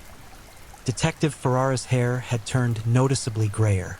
Lines deepened around his eyes, lines carved by sleepless nights, by crime scene photographs that burned themselves into his brain, by the horrible knowledge that somewhere in his city, a predator hunted freely while he remained utterly powerless to stop it. The investigation had become massive. Officers from neighboring jurisdictions assisted. Federal authorities offered resources. Psychological profiles were constructed, crude by modern standards, but the best available in 1971. The killer, profilers suggested, was likely a local man, probably between 35 and 50 years old, someone familiar with the city's layout, someone who appeared non-threatening, someone who could talk his way into homes. They believed he experienced massive rage toward elderly people, possibly stemming from childhood trauma or abuse. They believed he was likely married or living with family, organized enough to maintain a normal facade, to hold employment, to avoid arousing suspicion despite the monster lurking beneath his ordinary exterior. They were right about everything except the rage. Because Giancarlo Giudice, when investigators would eventually discover his identity, would reveal something more chilling than rage. He would reveal indifference. He killed not because he hated his victims, but because he felt nothing for them. They were obstacles between him and whatever money he could steal. They were problems to be solved, preferably in the most efficient way possible. And if that efficient solution happened to involve crushing their skulls with whatever heavy object was conveniently available, well, that was simply practical. June 15th. Carlo Messina, 82, the oldest victim yet. A man who had survived both world wars, who had watched Udina transform from medieval town to modern city, who had expected to die quietly in his sleep, surrounded by memories and photographs of long-dead friends. Instead, he died on his apartment floor, killed by his own walking cane, the irony lost on no one. The cane, thick oak with a brass handle, had been used like a club. The medical examiner stopped counting impacts at 40. 40 times that cane descended. 40 times while Carlo's ancient bones shattered, while his skull fragmented, while his brain, repository of 8 decades of memories, of experiences of humanity, was reduced to destroyed tissue scattered across yellowing linoleum. His apartment yielded 8,000 lire, roughly $15. The cost of a nice dinner. The price of Carlo Messina's life, apparently. July brought 2 more victims. The killer was accelerating, his cooling-off period between murders shrinking. Lucia Fontana, 73, beaten to death with a wine bottle on July 8th. 32 blows. Her face so damaged that identification required dental records. Then, barely 2 weeks later, Pietro Granata, 77, murdered with a fireplace poker on July 21st. 28 impacts that turned his skull into fragments and his bedroom into an abattoir. The city reached a breaking point. Elderly residents refused to leave their homes. Adult children moved back in with aging parents, unwilling to let them remain alone and vulnerable. Hardware stores sold out of locks, chains, alarm systems. Gun shops, rare in Italy but present, saw unprecedented business as frightened citizens sought any measure of protection. Community meetings filled auditoriums. Angry residents demanded answers, demanded protection, demanded the police do their jobs. But what could police do? They couldn't post officers outside every elderly person's home. They couldn't arrest every middle-aged man in Udina. They were hunting a ghost who left no evidence, who struck randomly, who vanished back into ordinary life after each murder. Newspapers didn't help. Sensational headlines screamed from every newsstand, "Monster strikes again." Elderly terror continues. Who will be next? Some publications printed maps showing murder locations, inadvertently providing the killer with a macabre scorecard of his own accomplishments. August, September, the murders continued with horrible regularity. 14 victims by autumn. 14 elderly people who had survived wars, poverty, disease, and heartbreak, only to die alone in their homes, beaten to death by someone who saw them as nothing more than easy sources of petty cash. The methods varied slightly, sometimes a hammer, sometimes a household object, lamp, bottle, statue. Once, horrifyingly, the killer had used his bare hands, battering an elderly woman's head against her kitchen floor repeatedly until her skull fractured and her brain hemorrhaged. But the pattern remained consistent. Elderly victim, living alone, brutal head trauma, minimal theft, no witnesses. Investigators conducted hundreds of interviews. They investigated thousands of tips. They pursued every lead, no matter how unlikely. But the killer remained invisible, hiding in plain sight, walking among the people he terrorized. And then, briefly, the murders stopped. October, November, December 1971 passed without incident. Christmas came and went. The city dared to hope. Maybe he had moved away. Maybe he had died. Maybe the investigation had spooked him, convinced him to stop before inevitably getting caught. But January 1972 brought renewed horror. Giovanna Rossi, 69, found beaten to death in her Via Milano apartment. Same pattern, same brutality, same pointless theft of insignificant cash. The nightmare wasn't over. It had merely paused. And through 1972, through 1973, the murders continued. Not constantly, the killer operated irregularly with weeks or sometimes months between attacks. But whenever Udina began to relax, whenever the fear began to fade, another elderly resident would be found dead. Another apartment would be transformed into a crime scene, and terror would return like a familiar ghost. 20 victims, 25, 30. The count climbed with horrible inevitability. Each victim had a name, a history, a family. Each had been someone's mother, father, aunt, uncle. Each had lived full lives rich with experience and memory and humanity. And each had died alone, terrified, in agony, at the hands of someone who saw them as nothing more than obstacles. The psychological toll on Udina was immeasurable. An entire generation of elderly people lived in constant fear. Many refused to leave their apartments even for necessities, relying on younger relatives for groceries, medicine, basic supplies. Some literally became prisoners in their own homes, too terrified to open their doors even for family. The younger generation suffered differently. Guilt haunted adult children who hadn't visited frequently enough, who had been too busy with their own lives to check on aging parents. After each murder, grief support groups swelled with people tormented by the what-ifs. What if I had called that day? What if I had stopped by? What if I hadn't left them alone? Detective Ferrara aged years in months. The case consumed him utterly. His marriage suffered. How could he explain to his wife what he saw in those apartments, what human beings could do to each other, what nightmares inhabited his sleep? He couldn't. So distance grew between them, filled with things unsaid and horrors unshared.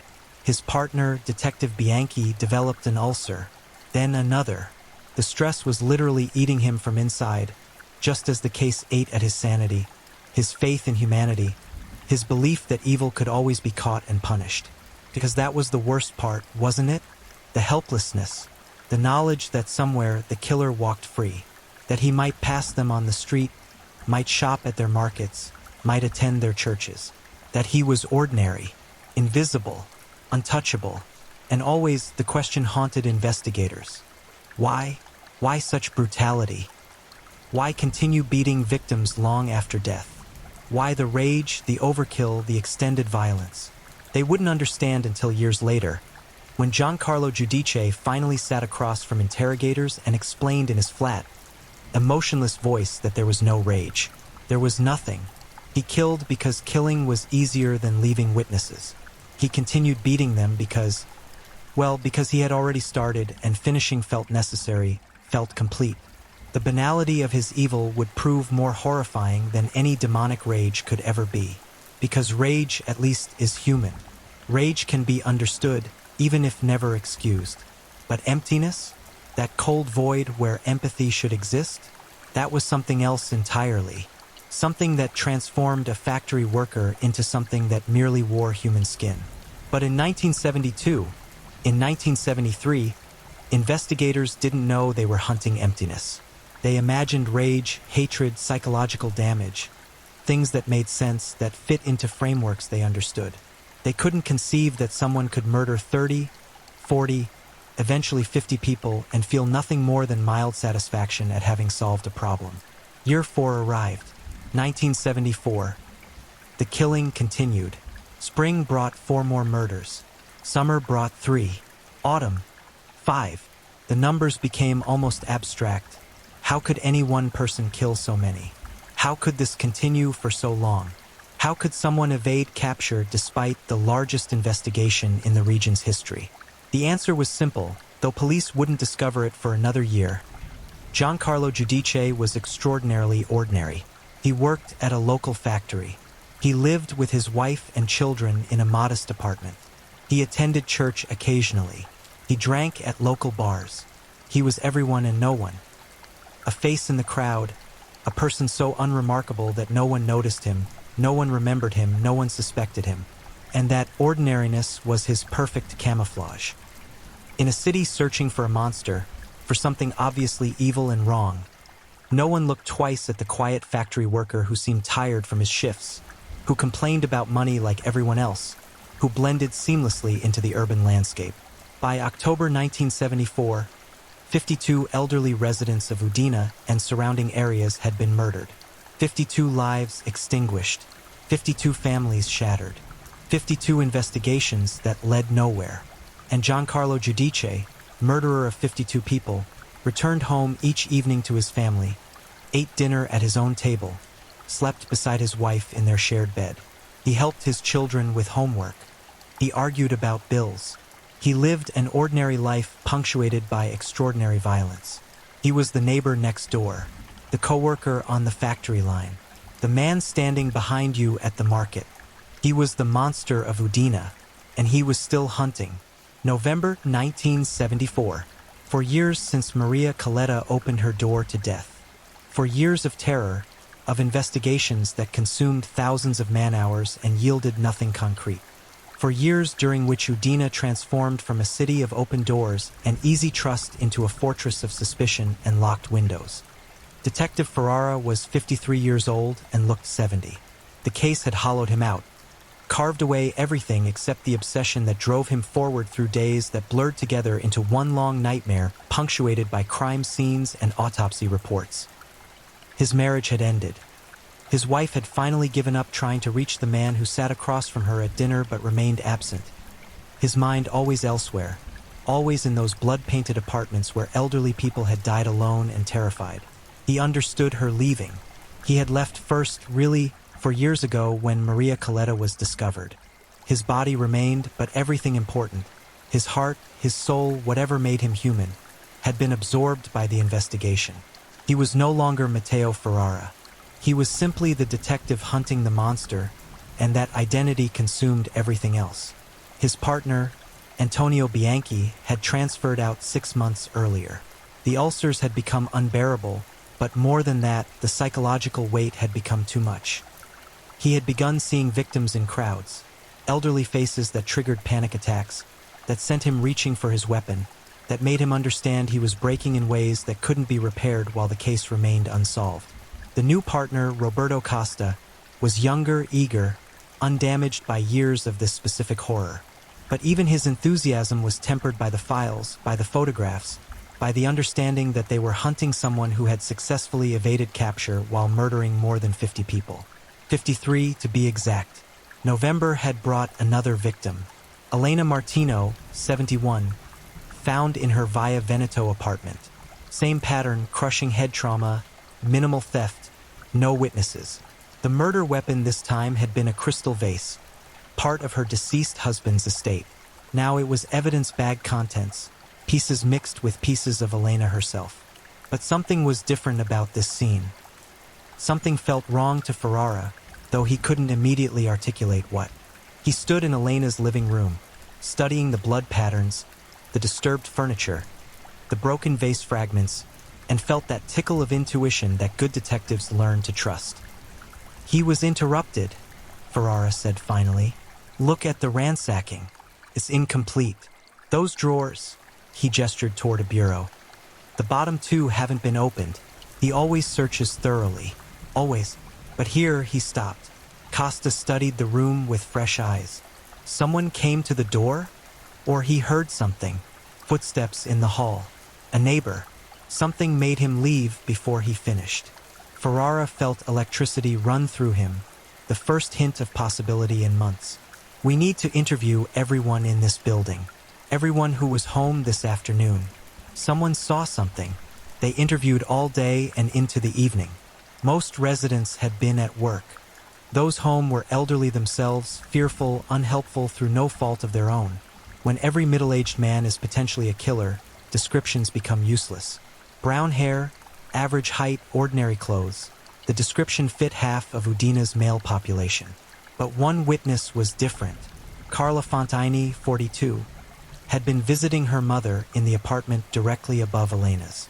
She had been leaving around 3 o'clock when she encountered a man in the stairwell, coming down from the upper floors. He seemed nervous, she told investigators. Sweating even though it's not warm.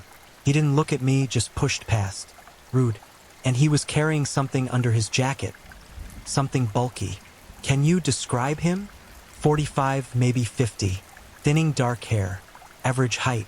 Working clothes, blue coveralls like factory workers wear. His hands. She paused, remembering. His hands were stained.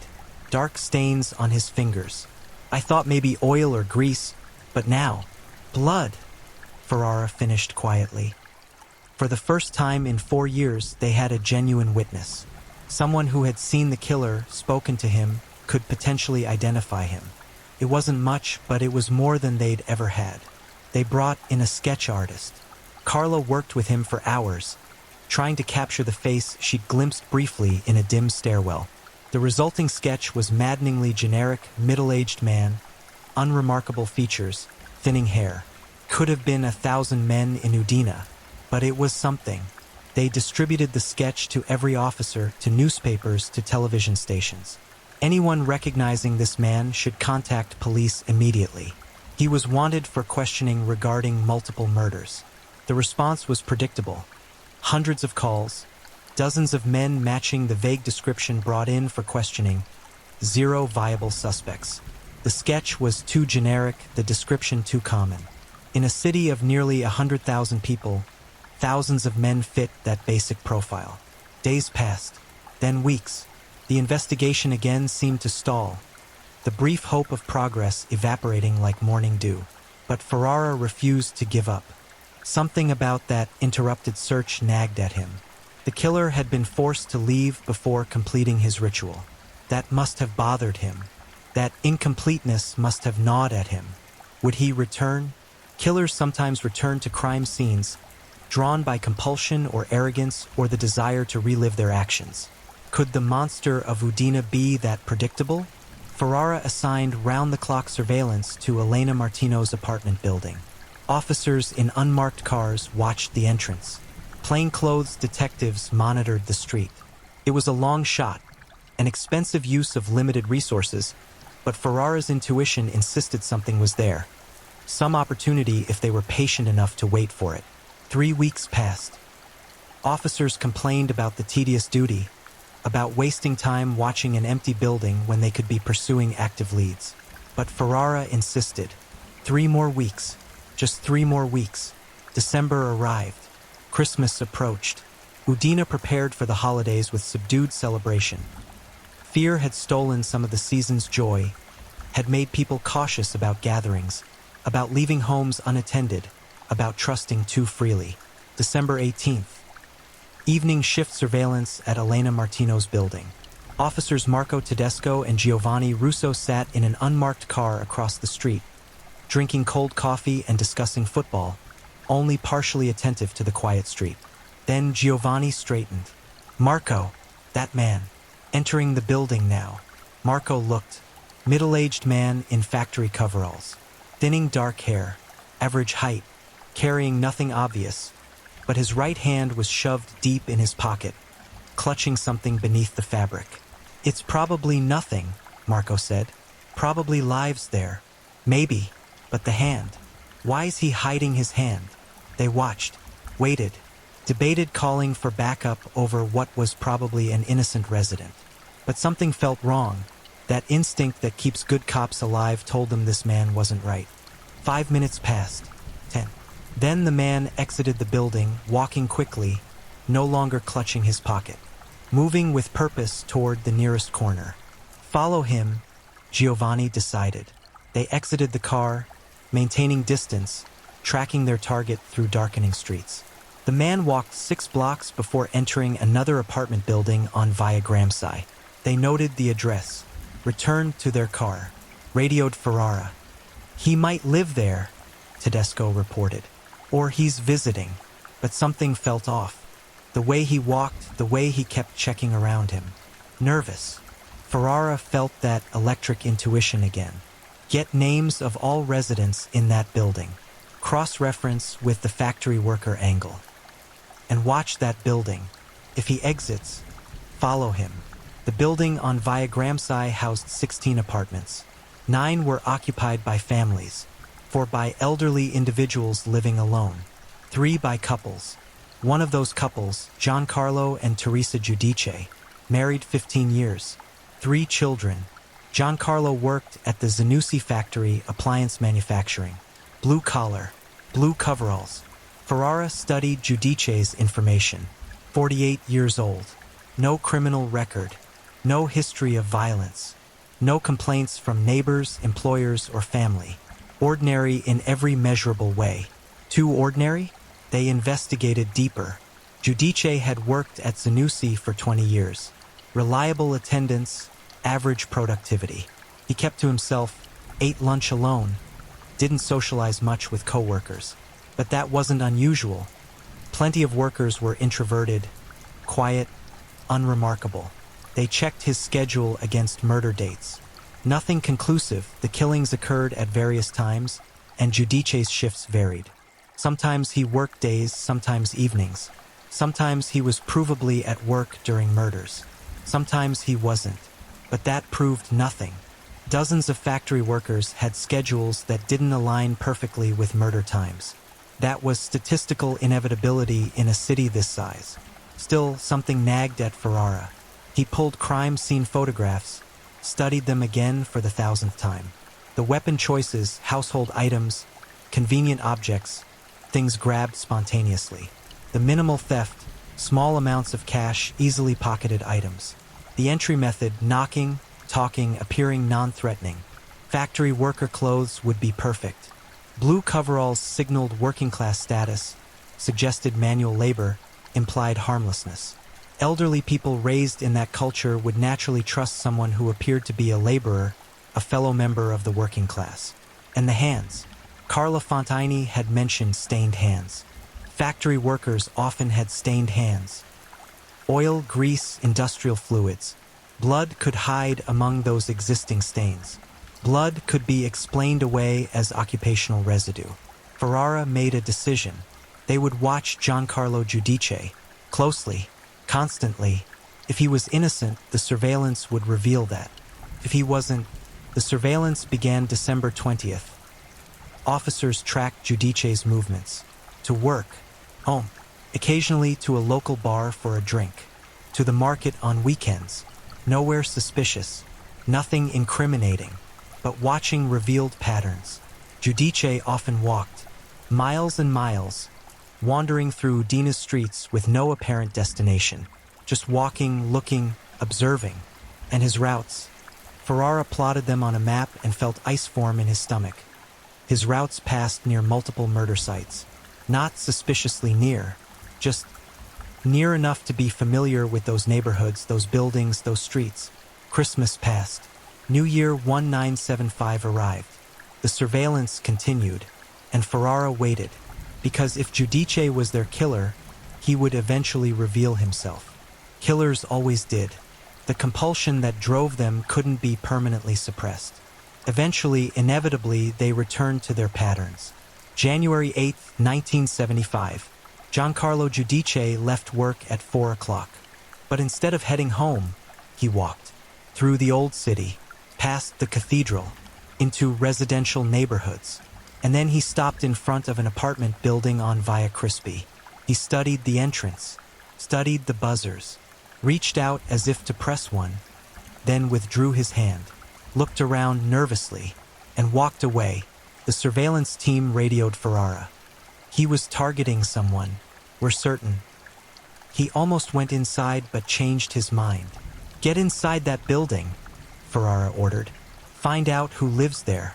Check on every resident. Officers entered, checked apartments. Everyone was fine. But apartment 4C housed Margherita Silvestri, 74 years old, living alone, widow, exactly the profile. Ferrara felt certainty crystallize. This was their killer, this ordinary factory worker with his stained hands and unremarkable face. This man who had walked among them for years, invisible and deadly. But certainty wasn't proof. They needed evidence. They needed to catch him in the act or find proof in his home. They needed something that would hold up in court, that would ensure this monster never walked free again. So they waited, watched, and prepared, because Giancarlo Giudice would kill again. The compulsion was too strong, the pattern too established. He would return to Via Crispi, or he would find another target. And when he did, they would be ready. The net was closing. After 4 years, after 53 murders, after thousands of dead-end leads and sleepless nights, justice was finally within reach. They just had to be patient. They just had to wait for the monster to emerge from his ordinary disguise one more time. And on January 15, 1975, he did. Giancarlo Giudice left work at 3:30. The surveillance team tracked him as he walked, not toward home, but back toward Via Crispi, back toward Margherita Silvestri's building. This time, there was no hesitation. He pressed the buzzer, waited, spoke into the intercom, words the surveillance team couldn't hear but could imagine. "Signora, I'm from the water company. We need to check your pipes. Just a quick inspection. Or perhaps, I'm collecting for charity. Just a moment of your time. Or maybe, I knew your husband. I worked with him years ago. I wanted to pay my respects." Whatever words he used, they worked. The door buzzed open. Giudice entered. The surveillance team moved immediately. Officers surrounded the building. Ferrara arrived within minutes, heart hammering, weapon drawn. 4 years had led to this moment. 4 years of horror were about to end. They didn't wait for screams. They entered the building, moved quickly up the stairs, positioned themselves outside apartment 4C. Ferrara listened, heard voices inside, Giudice's low murmur, Margherita's elderly tremor. Still talking. He hadn't attacked yet. Ferrara knocked. Hard. Official. "Police! Open the door!" Silence inside. Then footsteps. Running footsteps. The sound of a window opening. They breached the door.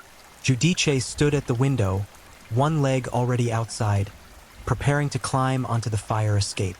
Margherita sat in her living room chair, confused, frightened, but alive. Blessedly, miraculously alive. "Stop! Police!" Ferrara shouted. Giudice froze. For a moment, he looked like he might jump anyway, might risk the 3-story fall. But multiple officers had weapons trained on him now, and even he understood the futility. He pulled his leg back inside, raised his hands, and smiled. That smile would haunt Ferrara for the rest of his life. Not a grimace of defeat or fear, just a small, almost sheepish smile, like someone caught doing something mildly embarrassing. Like the murders of 53 people were nothing more than a social faux pas. "Giancarlo Giudice," Ferrara said, voice shaking with 4 years of accumulated rage and grief and frustration. "You are under arrest for murder." They searched him immediately. In his right pocket, a lead pipe, 18 inches long, heavy enough to crush a skull. In his left pocket, a folding knife, tools of his trade. Instruments of death carried casually, as ordinary to him as a carpenter's hammer or a plumber's wrench. They searched his home. Teresa Giudice and her children were removed first. They knew nothing, investigators would eventually determine. Giancarlo had hidden his second life completely. His wife had no idea she slept beside a man whose hands had ended more than 50 lives. The apartment yielded treasure troves of evidence.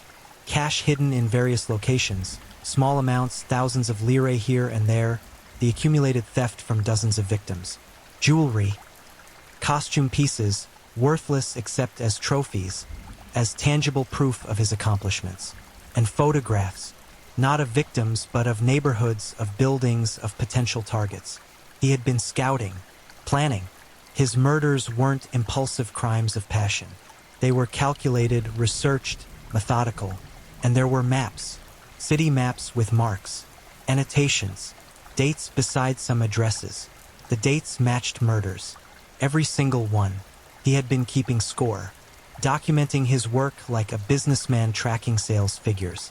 They took him to headquarters, put him in an interrogation room, and Giancarlo Giudice, monster of Udine, terror of northern Italy, murderer of 53 elderly people, sat down and began to talk. He confessed immediately. No denial, no lawyer demanded, no resistance at all. He simply nodded and said, "Yes, I killed them, all of them," as if discussing something mundane, as if admitting to breaking traffic laws rather than ending human lives. Ferrara wanted to understand, needed to understand. Why? Why so many? Why such brutality? Giudice shrugged. I needed money. They had money. Small amounts, but it accumulates. You could have just robbed them. You didn't need to kill them. Another shrug. They saw my face. They could identify me. Killing them was safer. But the way you killed them, the extended violence. Why keep beating them after they were dead? Giudice looked confused by the question. I didn't know exactly when they were dead, so I made sure. It seemed thorough.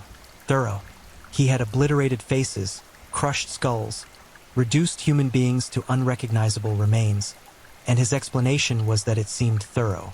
Did you feel anything? Ferrara asked. Guilt? Remorse? Anything? No, Giudice said simply. Should I have? And there it was, the horrible truth. No rage, no hatred, no psychological trauma driving him toward violence. Just emptiness, just a void where empathy should exist. He killed because it solved a problem. He felt nothing because there was nothing to feel. Over the following days, Giudice provided details. Where he killed, how, which weapon, how much money stolen. He remembered every victim, every apartment, every detail. Not because the murders haunted him, but simply because he had a good memory. They were transactions to him, entries in a ledger of death. He explained his method. He would scout neighborhoods, looking for elderly people living alone. He watched their routines, learned their schedules. Then he would knock, wearing his factory coveralls, appearing harmless. He would offer some excuse, checking pipes, collecting donations, whatever seemed plausible. And lonely elderly people, desperate for human contact, would let him inside. Once inside, he would wait for the right moment, when their backs turned, when they were vulnerable. Then he would grab whatever heavy object was available. Lamp, bottle, statue, pipe, and strike. The first blow was usually enough to incapacitate them. Everything after that was insurance, making sure, being thorough. He would steal whatever cash he could find, whatever small valuables could be easily pocketed and sold. Then he would leave, walking calmly out of the building, just another working-class man going about his day. The blood on his hands invisible among the industrial stains he accumulated at the factory. How many total? Investigators asked, because even with his confession, they needed exact numbers. Giudice thought carefully, counted mentally. 54, he said finally. I think 54, maybe 55. I'm not entirely certain. Not entirely certain. He had killed so many people that he couldn't remember the exact count. Human lives had become so meaningless to him that they blurred together, indistinguishable, forgettable. The investigation continued for months, confirming victims, matching dates, building an airtight case. But the conclusion was never in doubt. Giancarlo Giudice had confessed to everything. He would never see freedom again. Teresa Giudice divorced him immediately, changed her name and her children's names, moved to a different city, desperate to escape the shadow of her husband's crimes. She maintained she had known nothing, and investigators believed her. Giudice had been two people, the quiet factory worker who came home tired, and the killer who emerged during those long walks through the city. The two selves never mixed. Teresa had lived with the first and never suspected the second existed. The trial began in October 1975. Giancarlo Giudice stood accused of 54 murders. That was the confirmed count, though investigators suspected there might be more. Victims whose deaths had been attributed to natural causes or accidents. Elderly people whose families hadn't demanded thorough investigations. The proceedings were swift. With Giudice's confession, with the overwhelming physical evidence, there was no mystery to unravel, no dramatic courtroom reveals. Just the grim recitation of facts. 54 names, 54 dates, 54 lives extinguished. The courtroom was packed. Victims' families filled every seat, demanding to see the man who had destroyed their lives, who had stolen their mothers and fathers and aunts and uncles. They wanted to see a monster. They wanted horns and fangs and something obviously evil. Instead, they saw an ordinary man, slightly balding, average height, unremarkable in every way. He could have been anyone's neighbor, anyone's coworker, anyone's acquaintance. That ordinariness was perhaps more terrifying than any monstrous appearance could have been. The verdict was inevitable, guilty on all counts, 54 counts of first-degree murder. The sentence: life imprisonment with no possibility of parole. Giancarlo Giudice would die in prison. That was certain. He showed no emotion when the sentence was read. No relief, no despair, no fear. Just the same blank expression he had worn throughout the trial. As if his own fate were as meaningless to him as his victims' deaths had been. They led him away in chains. And Udina finally began to breathe again. The arrest of Giancarlo Giudice should have brought closure. Should have allowed Udina to heal, to move past 4 years of terror, to reclaim the sense of safety and community that had been stolen. But trauma doesn't work that way. Wounds that deep don't simply close because the knife has been removed. Udina in 1975, post-Giudice, was a fundamentally changed city. The easy trust that had characterized it for centuries had evaporated. Doors remained locked. Elderly people still lived in fear. The knowledge that one monster had been caught couldn't erase the deeper understanding that monsters existed at all. That they could wear ordinary faces, that they could be anyone. Detective Matteo Ferrara retired 6 months after the trial concluded. He was 54 years old and felt ancient. The case had consumed 5 years of his life, had cost him his marriage, his health, his peace of mind. He had caught the killer, had brought justice for 54 victims, and yet he felt no satisfaction. Only exhaustion, only the weight of what he had seen, what he had learned about human capacity for evil. He moved to a small village in the mountains, far from Udina, far from cities where predators hunted among crowds. He lived alone, rarely spoke about the case. When locals learned who he was, what he had done, they treated him like a hero. But he didn't feel heroic. He felt like a witness to something horrible, like someone who had stared into an abyss and been forever marked by what stared back. Roberto Costa, his final partner, stayed with the police force but transferred to property crimes. Burglaries he could handle. Cars stolen, homes ransacked, valuables missing. These were comprehensible crimes with understandable motives. After years of investigating murders that defied comprehension, he craved simplicity, cases where human behavior made sense. The families of victims struggled with complicated grief. On one hand, relief. The killer had been caught, justice had been served. He would never hurt anyone else. On the other hand, rage. How could any sentence be adequate for 54 murders? How could one life imprisonment balance against 54 lives extinguished? How was that justice? Some families found solace in faith, in beliefs that their loved ones were at peace. that divine justice would supplement earthly justice. Others found no solace at all, only a void that could never be filled, an absence that echoed through family gatherings, holidays, ordinary moments when they instinctively reached for a phone to call someone who would never answer again. Maria Coletta's daughter, Francesca, became an advocate for elderly safety. She founded an organization that provided free security systems to elderly residents living alone, that organized check-in programs where volunteers called vulnerable individuals daily to ensure they were safe. She couldn't bring her mother back, couldn't undo what had happened, but she could try to prevent it from happening to others. Giuseppe Spadola's son, Marco, became an alcoholic. The guilt of not visiting his father more often, of being too busy with his own life to notice his father's loneliness, drove him to a bottle he couldn't seem to put down. His marriage failed. His career collapsed. By 1980, he was homeless, living on Udine streets, a casualty as real as any of Giudice's direct victims. The ripples spread outward. Children of victims suffered nightmares, anxiety disorders, and inability to trust that made relationships difficult. Grandchildren grew up marked by a loss they were too young to remember but old enough to feel in the grief that permeated family gatherings. Trauma is generational. It echoes. Giancarlo Giudice himself showed no such suffering. In prison, he was a model inmate. Quiet, obedient, causing no trouble. He worked in the prison workshop, ate his meals without complaint, slept soundly each night. Guards who monitored him found his calm unsettling.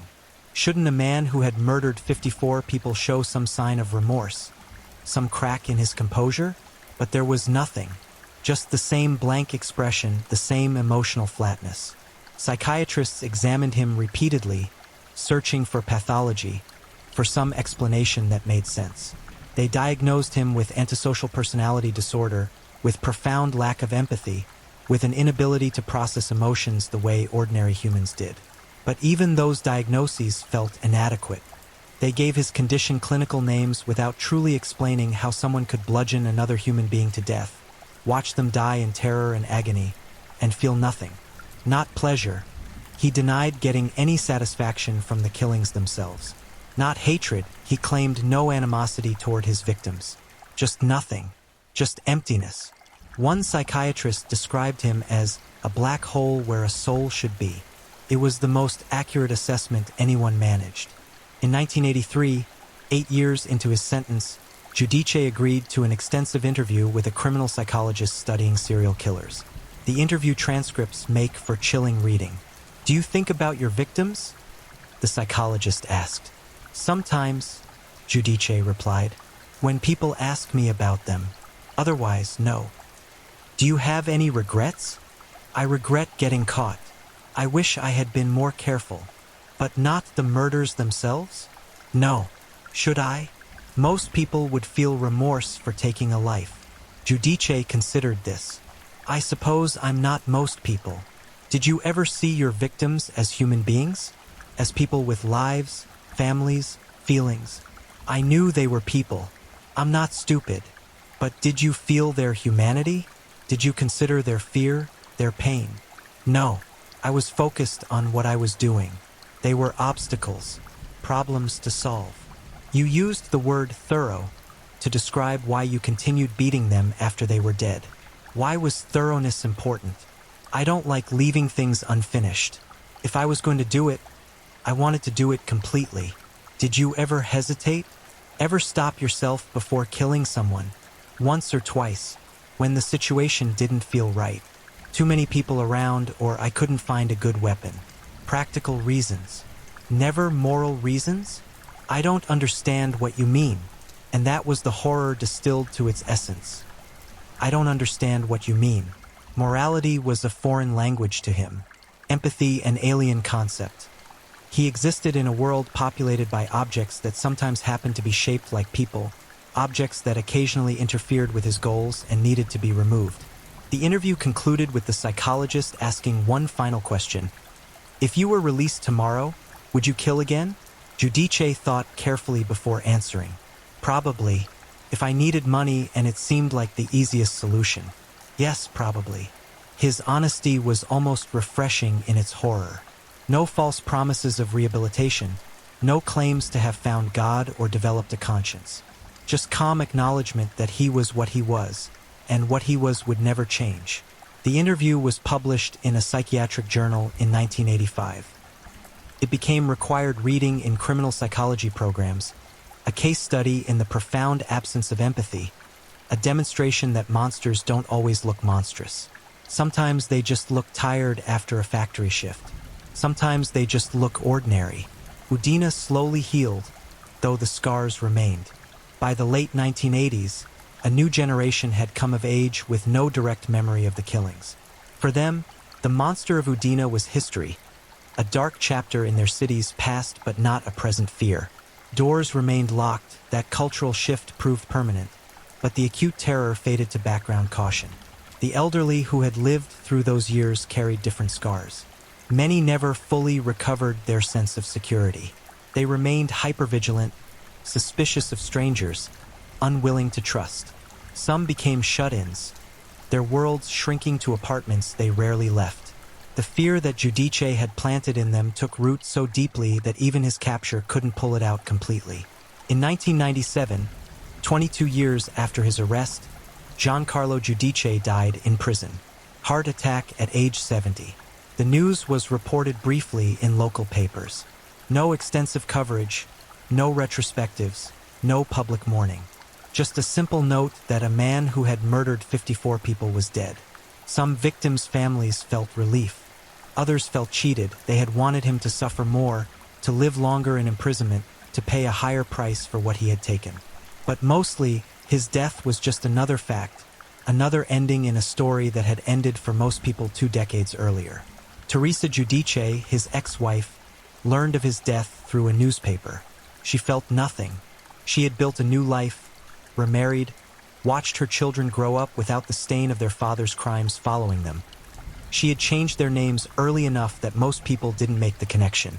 She had worked hard to bury that chapter of her life. When asked by a reporter if she had anything to say about her ex-husband's death, she replied simply, "He died many years ago for me. This just makes it official." His children, now adults with families of their own, maintained their silence. They had never spoken publicly about their father, had never granted interviews, had never tried to explain or defend him. They carried the burden of his DNA, of his name, even changed, and they bore it quietly, privately, determined not to let his evil define their lives. The apartment building where Maria Coletta had died was demolished in 1989, replaced by a small park. No plaque marked what had happened there. The city preferred to forget, to erase the physical reminders of those dark years. But survivors remembered. They couldn't help but remember. By the turn of the millennium, Udina had largely moved on. The killings were history, relegated to true crime books and occasionally mentioned in discussions of Italy's criminal history. New horrors had emerged to capture public attention. New fears had replaced old ones. But for those who had lived through it, for those who had lost someone, for those who had investigated the crimes, the monster of Udina remained present. Not as an acute terror, but as a permanent scar tissue. A reminder of what humans could do to each other. A lesson in the ordinariness of evil. Detective Matteo Ferrara died in 2003 at age 82. His obituary mentioned his role in capturing Giancarlo Giudice, but that wasn't how people who knew him remembered him. They remembered a man who had stared into darkness and been changed by it, who had carried ghosts for 3 decades, who had never quite left those blood-painted apartments where 54 elderly people had died alone.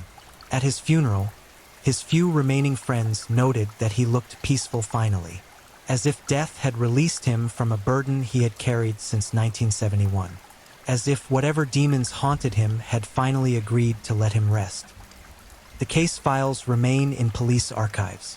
Boxes of reports, photographs, evidence, testimony.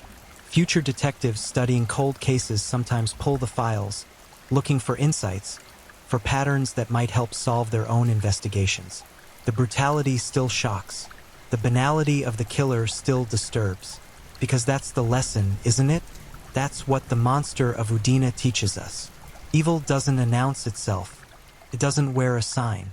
It doesn't look monstrous. It looks ordinary. It looks tired. It looks like the person standing behind you in line at the market, sitting beside you on the bus, living in the apartment next door. Giancarlo Giudice proved that humans don't need rage to kill, don't need hatred, don't need psychological trauma or abusive childhoods. Sometimes the absence of humanity is enough. Sometimes the void where empathy should exist is all it takes to transform an ordinary factory worker into something that preys on the vulnerable, that sees human beings as obstacles, that kills with the same emotional investment someone might bring to doing laundry or washing dishes. That's the horror that lingered long after his arrest, long after his death. Not that he was a monster, but that he wasn't. He was just a man, an ordinary, empty man who discovered that killing solved certain problems, and who lacked whatever neural wiring prevents the rest of us from making that same discovery. Udina learned that lesson at terrible cost. 54 lives, hundreds of traumatized family members, a city transformed, a generation marked, all because one man lacked the ability to see other humans as anything more than obstacles. The case file of Giancarlo Giudice remains one of the most disturbing in Italian criminal history. Not because of the body count, other killers have surpassed his numbers. Not because of the brutality, other crimes have been more grotesque. But because of what he represented, the terrifying ordinariness of profound evil. He was the neighbor who smiled in passing, the coworker who ate lunch alone, the man who seemed tired, perhaps a bit quiet, but otherwise unremarkable. He was everyone and no one. He was the proof that monsters walk among us, invisible until the moment they strike. And that truth, that fundamental, disturbing truth, is why the story of the monster of Udine still matters decades after the last victim fell. It's why the case is still studied, still discussed, still capable of sending chills down spines. Because somewhere, in some city, in some quiet neighborhood where doors remain trustingly unlocked and strangers are welcomed with Mediterranean hospitality, another Giancarlo Giudice might be walking, might be knocking on doors, might be smiling that harmless smile while his hand clutches something heavy in his pocket. Evil doesn't announce itself. It just knocks politely and waits for you to open the door. Thank you for watching and being part of this dive into the dark and fascinating stories that keep us all on edge. If you enjoyed the ride, remember to like, subscribe, and share with others who crave a good mystery. Tell us where you're watching from. I love knowing where in the world our true crime family is tuning in. Your presence means a lot. Until next time, stay safe, stay curious, and keep digging into the shadows where truth and mystery meet.